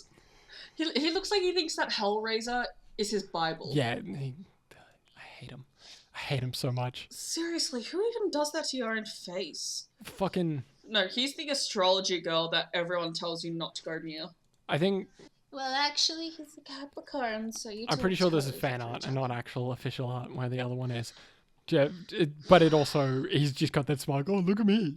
I'm an evil person who did nothing but bad. I hate to say this because it's such an insult to that guy's character, but I need to send you a gif. Hold on. Are you saying insulting Erebus? Yeah. No. Yes. He 100% does look like the mummy from The Mummy. Yeah, he's just Imhotep.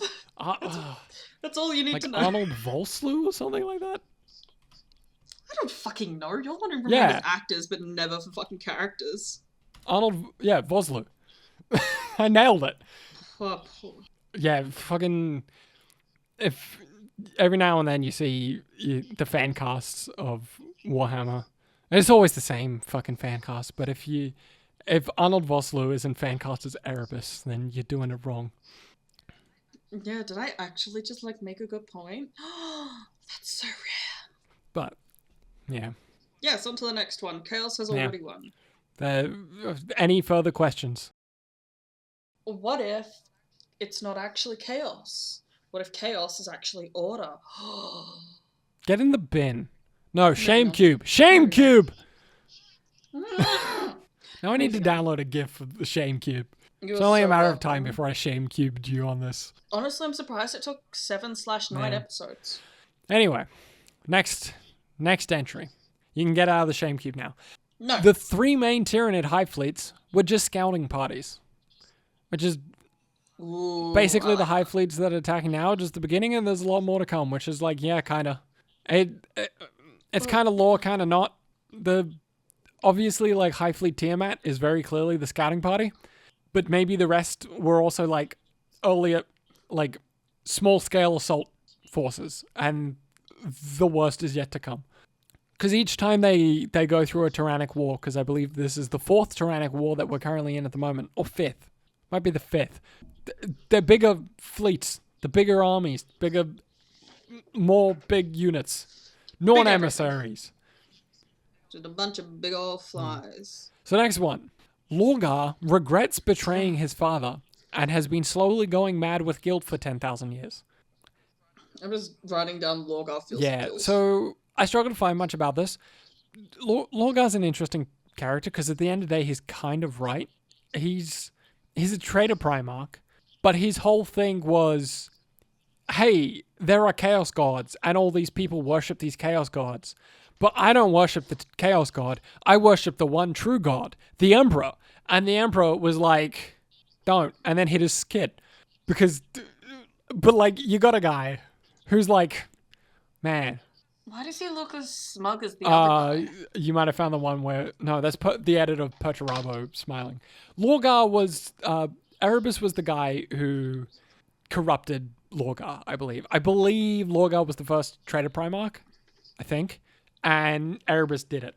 But where Lorgar came from, they all worship chaos, and Lorgar worshipped the Emperor instead, and the Emperor didn't like chaos and didn't like being worshipped as a god, and went, to prove I'm not a god, I'm going to manifest as a 10-foot man who glows with radiant light and has a flaming sword. Not a god, though. And Lorgar was like, yeah, sure thing, God. And you know. You know, the natural human reaction to seeing someone So do Lorgar that. was like, turned traitor in the sense that he was very much a loyalist. And he was like, no, the Chaos Gods are real. I believe in them. But there's also this 5th god.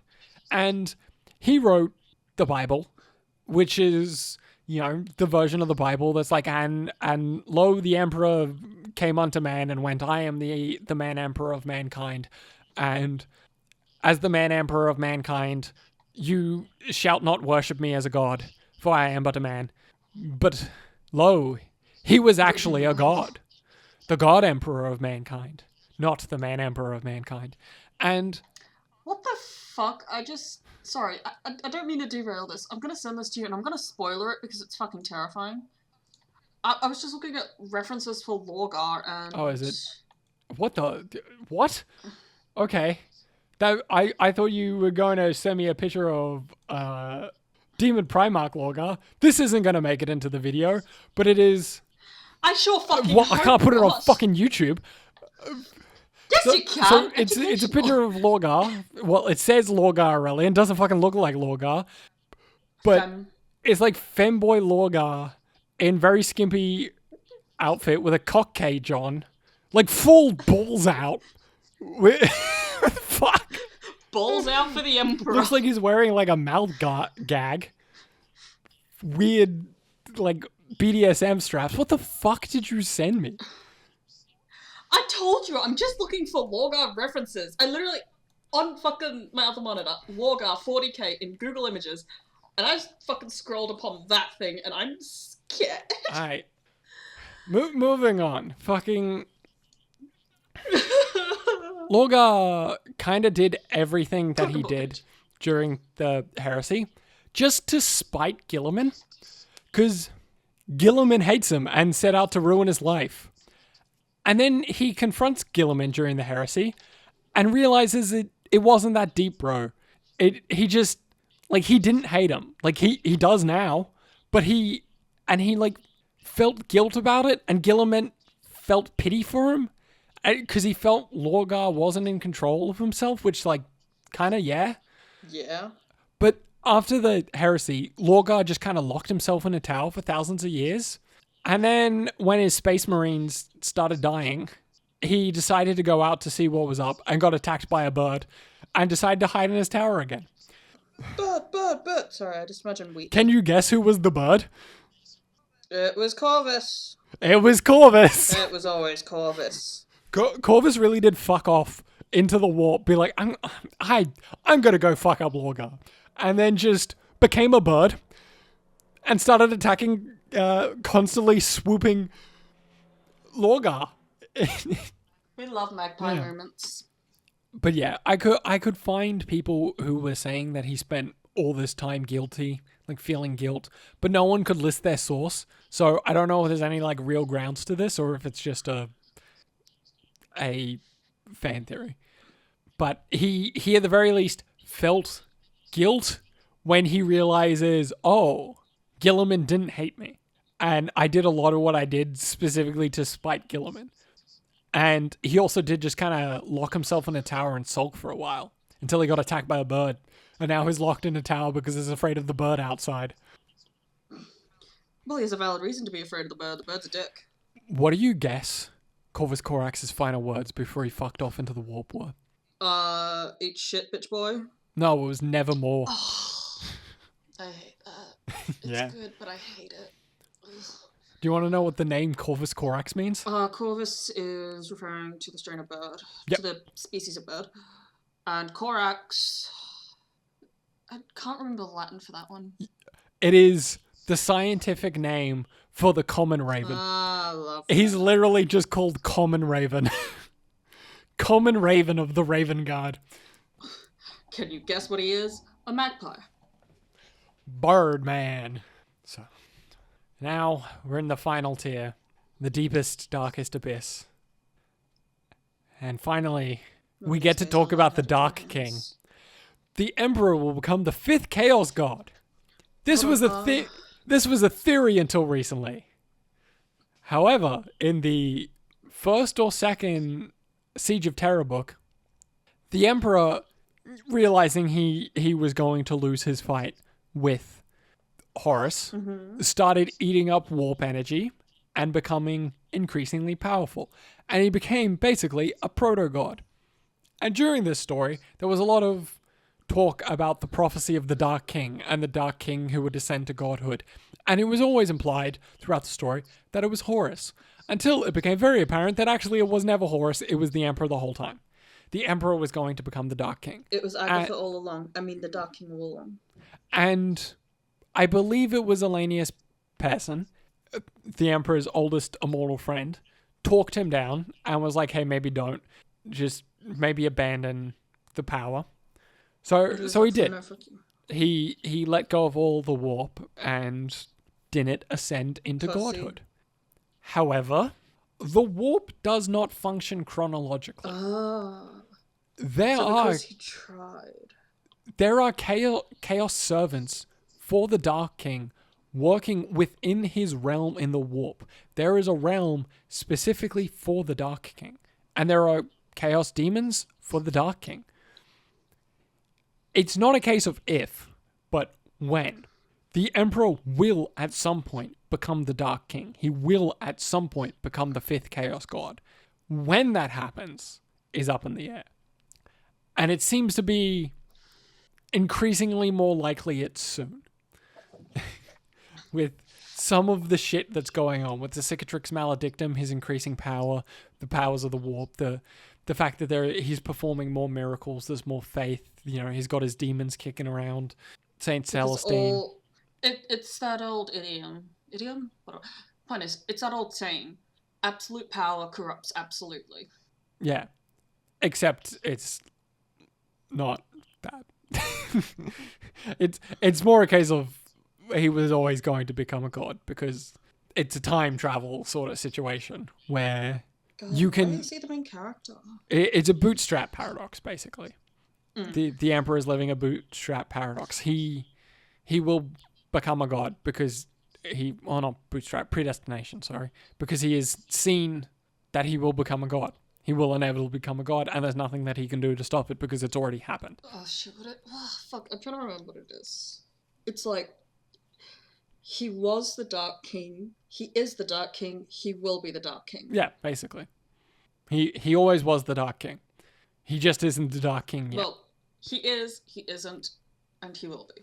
It's oh god, I don't remember what it's called, but it's like temporal. Oh fuck, I can't remember what it's called. Causality? Yeah, maybe. Next one. The Terminus Decree orders the eradication of humanity. The Terminus Decree.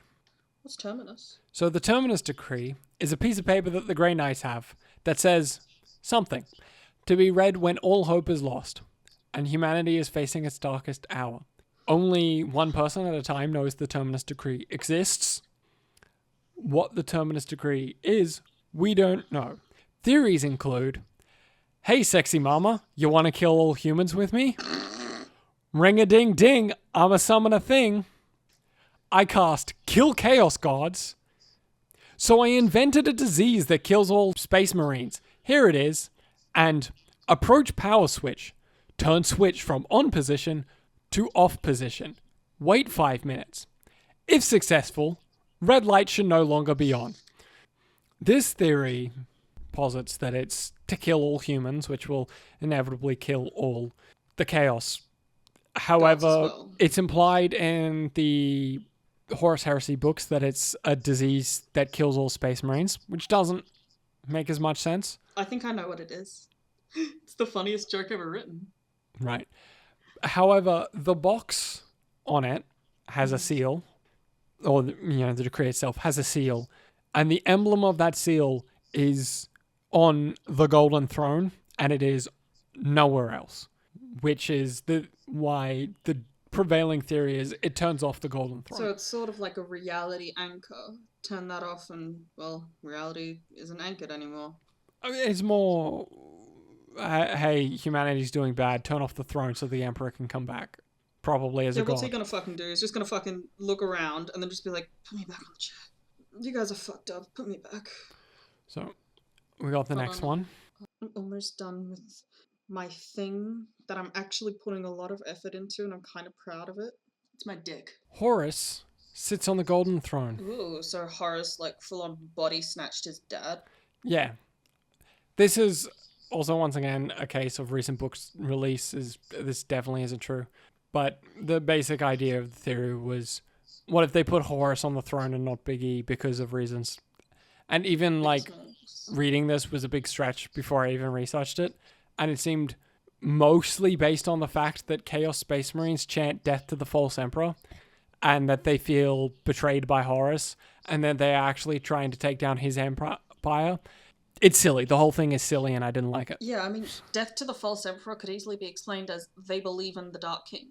That's the true emperor to them. Well, Dark King's a new lore thing and that's the death to the false emperor is an old thing. It's just a case of, hey, maybe they think that Horus is the emperor, or they just don't give it, like the emperor is a false god, so is death to the false emperor, rather than, hey, they were actually secretly loyalists the whole time, and it's Horus on the throne, and they've decided that they hate Horus. Stupid. I didn't like it. Yeah, I don't blame you. Next one. The emperor always knew he would fail. Remember how I said he knew the heresy was going to happen? Yeah. The theory is that he knew he was going to fail, which kind of, yeah. That's why he became the Dark King, and Elenius Pearson told him he just to wing it, and it wasn't worth becoming a god over, roughly speaking. But also, maybe the Emperor knew that he would fail and planned it for it to be like that, like the Golden Throne and everything. Maybe he always just knew it wasn't going to work out, but yeah, as I said, in the newer lore, he obviously knew he wasn't going to win the fight with Horus. So he had to trick Horus, but it killed him in the process. I thought you meant killed the king, killed the emperor, and I was like, no. Yeah, yes, no. well, yes, it killed the emperor. He died at the end of the Horus heresy. The chair, his body is dead. His mind is still alive. Yeah, he's a vegetable. But it's keeping him on life support basically. But it's generally agreed that he is dead. He's just not 100% dead. He's just like 90% dead. So this takes us to the final entry, which is Pièce de résistance. nothing is canon. I don't specifically know what this is referring to, but a lot of the old lore, as we mentioned a bit earlier, is told from the perspective of a story of a story, and some legend passed down through the age, and it's all third party, usually from the Imperium, so they aren't really the most solid of canon, are quite frequently contradicted, and that it's just none of the lore is canon and it's all malleable, and the Warhammer canon can be whatever you want. Like, female space marines are a big contention within, the 40k canon.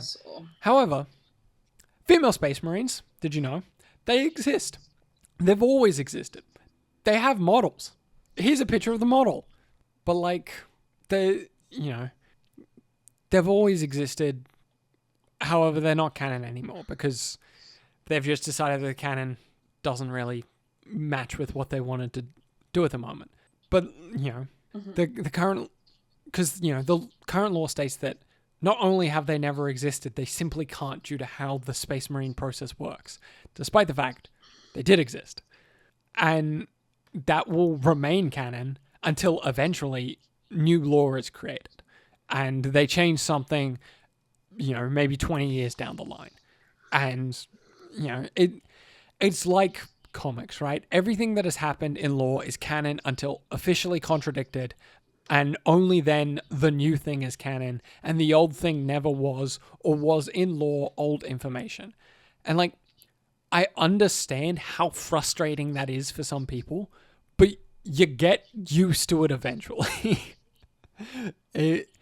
When I was a kid, Wolverine's claws were added by Weapon X program, which was just a one-off program. Now his claws were always there, and the Weapon X program was the 10th super soldier created by the Weapon Plus program, and Weapon 1 was Captain America. It happened. It just happens when any lore goes on for way too long, and you have people come up with ideas, start telling a story over the span of a decade, and then for some reason or another, they just leave the company, and someone else takes over and doesn't like the story, so it just disappears into the past to slowly be forgotten about. Then some fuckwit invented the internet, and we all now know about that storyline. Like maybe you write one of the best comics about that superhero that was ever written, and it's all about their own identity, and ends with them killing the aspect in their mind of the god controlling them and coming to terms with their own sense of self. And then the next writer comes in and goes, yeah, that was awesome, I can't top that, but what if I undo all of it? It happens. You just get used to it eventually. Yeah, that's kind of how I felt with Umbrella Academy. I haven't seen season 4 yet, but fuck, it's just such a horrible departure. I just gave up in season 3. I actually kind of like season 3, but I've always liked the concept of endless hotels. Anyway. But yeah, that's it. Warhammer canon, it will constantly, over time, always change. And you can complain about it, or you could just move on and get used to it. And you just accept the canon that you like to accept, and you just forget about the things that you don't like. I've done that many a time with many a comic canon storyline. And if you don't like one thing, don't buy it. I have read comics that I've gone, this is shit, so I just stopped buying it. I stopped reading it. If you don't like some canon thing that they change with a model, don't read the model. If you don't like a thing that they do with the story, don't buy the book. It's not worth the energy complaining about all these things. The most important part of a story is how you enjoy it, not how you're supposed to enjoy it or how someone else decides this is the right way to do it. No, it's just like any other art. The important part is its effect on you, the choice you make with it. And that's my justification for half of these drawings. And like, there you can make something of a reasonable argument that the female Space Marines in the original Warhammer Rogue Trader books they're just the beginning of, they're still technically canon, but they are just the Adeptus Sororitas, the Sisters of Battle. Yeah. But I don't think that was what was intended. But this also predates, Space Marines. It is what it is, and just have fun. Enjoy it how you want to enjoy it. Yeah. Even if how you enjoy it includes fucked up models, seriously. Who the fuck did those faces? Plastic surgeons? Yeah, welcome to the old models. They're hand sculpted, made of metal. They're not good. No. I'm just looking back at my drawings and they're so chaos. Are you gonna send us out? I hate beakies.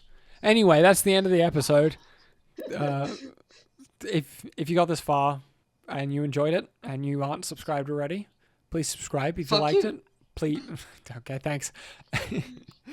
If you liked it, please say, like and maybe comment and let us know if there's any other episodes that you want us to do about any specific thing. This was just a fun little one-off while I prepared a Gene Stealer Cults episode and am listening to... What is the book that I'm listening to? Day of Ascension. Does it have to do with ascending during the day? Kind of, yeah. Oh, fucking shock horror. Anyway, thank you for coming this far. Thank you for all the support for everyone that has been supporting us. It's been I'm so sorry awesome. for all the delay. The delay was on me. I was getting a new headset, then the headset was broken, and now I'm waiting for a new headset. Yeah. So if the audio isn't any better, it's because we didn't actually fix the audio problem. Anyway, thank you. Goodbye. Have a great day. Have a great night. Have a great time. Goodbye.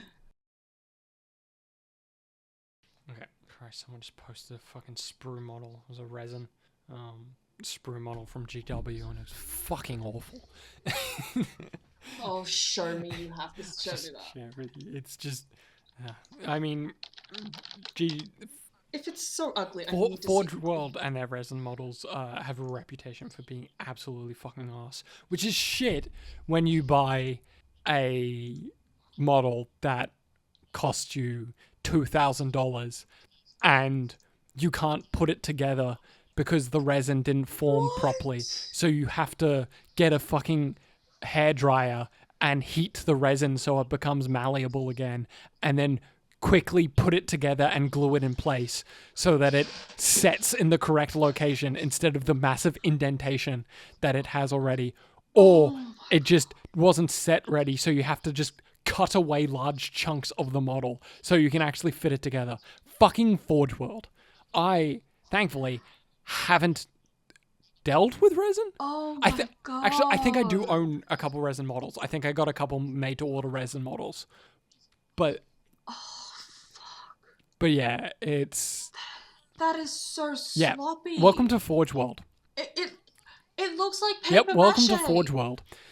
Oh, that's so These models also gross. cost you a fucking fortune. Like, Warhammer's expensive, Forge World models are worse. And they're of such shite quality. End of video content. Ugh. Even paper mache looks better than that. Jesus. If you cut the first 10 minutes, not 10 minutes, 10, 20 seconds out of Predator is a perfect movie, and there's nothing wrong with it.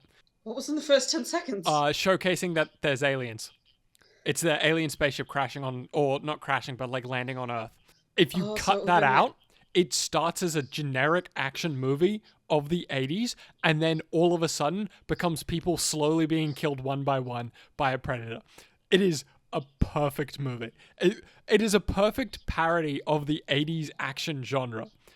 It even has the perfect 80s action main character. Yeah, but like Arnold Shaw. like even as they're opening in, like they're just like fighting all the like guerrilla people there, and like Schwarzenegger throws a a massive knife into a guy and just goes, stick around. And then someone else is like, hey, man, you're bleeding. And he goes, I ain't got time to bleed. It's perfectly summing up like 80s action movies. And then they all die violent deaths.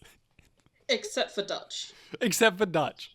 Who is Arnold Schwarzenegger's character, for those who haven't seen the movie? Look, there's a character based on, not Dutch, but the Catachan jungle fighters of the Imperial Guard are basically based on Rambo and Predator. And one of them is based on Rambo, and one of them is based on the black guy who does like the arm muscle thing. Yeah. Who's Dylan, the guy from Mandalorian, who I think died recently. Well, his name is Dylan. Yeah, I think. Only because I remember that line, Dylan, you son of a bitch. Carl Weathers. Yes. Carl Weathers with a K? Yes, he died earlier this year. Rest in peace. Yeah. That is not going into my notes.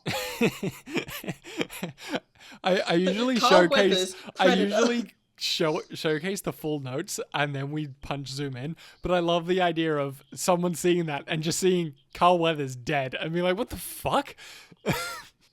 Carl Weathers dead. Now who will be Dylan? It is one of those things, occasionally your notes have something that gets cut out of the recording. So there's just a note referencing something that has no context to it, or a picture that has no context to it, because what we're talking about gets cut out. Yeah, I've got the book on my shelf. I just remember I took a year 11 literature class, and then I just never paid attention because I don't pay attention to anything. I wrote an assignment on Heart of Darkness, and like it wasn't a, hey, you've got a list of books that you can pick. It was, hey, here's any book. Pick any book you want. And I went, I'm gonna do Heart of Darkness, mostly because I'd already read it. You could have fucking done it on Clifford the Big Red Dog, gotten an A, and then confused the shit out of the teachers in the entire teacher lounge as they sit around it like, why is this so good? I wasn't good at writing. I was not good at writing assignments. Are you good at it now? No. I haven't had to do assignments in years. Well, technically this whole podcast is an assignment. Yeah, look, how I write this is interesting and has changed pretty much every episode. But most of what I say is scripted unless I'm directly responding to you, in which case it's completely unscripted. It's only unscripted. But I have done myself. Episodes that are like 2 pages worth of sentence long notes. And I've done episodes that are like 10 pages of completely scripted. It's great. You have 10 pages of script writing for something that's spontaneous. Yeah. That is the most you thing It means I say less and I get more information correct, except when I get information wrong. But I'm not reliant on trying to remember things that I read like a week ago. It's... I have all of that information written directly in front of me. And I go off script from time to time, but, you know. Anyway, that's how the sausage was made. Sausage Talk, as a podcast I listen to calls it. There's a Lovecraft story that I hated, where he goes into a house, and he's looking at this book, and he's like, oh my god, this book... This isn't... No, it's not Rats in the Walls. It's like this ancient book. It's made from... the skin of the pig, and he's just talking about the book, and he's like, and then the last person who had this book was a murderer, and then he turns around and the guy's like, yes, it's me, I'm the murderer, and then he stabs the guy in the chest, and the story ends. And it was like, that's one of the worst things I've ever read in my life. That just makes me think of the wizard story. It's like, there's this evil curse in this house, and it turns out the wizard was just going around killing people. It is one of the most, this was written for a pulp novel or pulp magazine I have ever read. Like I have read some pulp sci-fi that fantastic, and then I read that, and it's just like, man, this feels like this was sold at 1 cent a word to some magazine to publish, and it's not good. Probably was. Dude was weird in his later years. Love his work, hate the fucking dude. I don't know if he ever got... I don't remember if he was ever published in pulp magazines. I think he might have predated pulp magazines. No, he used to send his books to horror magazines. Okay, maybe, yeah, I guess it was. And that's how he sort of like got his short stories discovered. That's usually how it works. That's how a lot of the greats started. We'll move on to the next one. Enough of Hold on, I'm not done drawing because I've got a pretty good one. enough of you gushing about Lovecraft while I talk about how much I hate Lovecraft and his works. Such a controversial opinion, but fuck, did they suck? No judgment. I just love him because I love the idea. Yeah, that's it. I can see the idea and I can see what the idea spawned with later creations, but he felt so amateur. Like, the way he wrote, it's like, I can understand why you weren't a successful author. I'm reading this and, hearing about how Lovecraft was such a great writer and he wasn't given his due. And then I read it and I go, no, it makes sense. I understand how the circumstances that befell his life came to befall his life. I understand why he died forgotten. This isn't good. The ideas are interesting. The ideas are good. And other people did really good stuff with his ideas. But him himself, Yeah, like if you want a good fucking horror novel about facing something incomprehensible, King in Yellow, it's my favourite book. Isn't that Ambrose Bierce? No. What? No, it's, how have I forgotten his name? Hold on. Oh, fuck. Now I have to fucking look it up. Oh, Robert W. I don't know Chambers. Yeah, Right. Robert Chambers. Yeah, so he was the one who initially inspired Lovecraft. So he stole Carcosa from Ambrose Bierce, I think. Yes. So of course. Carcosa comes from Ambrose Bierce.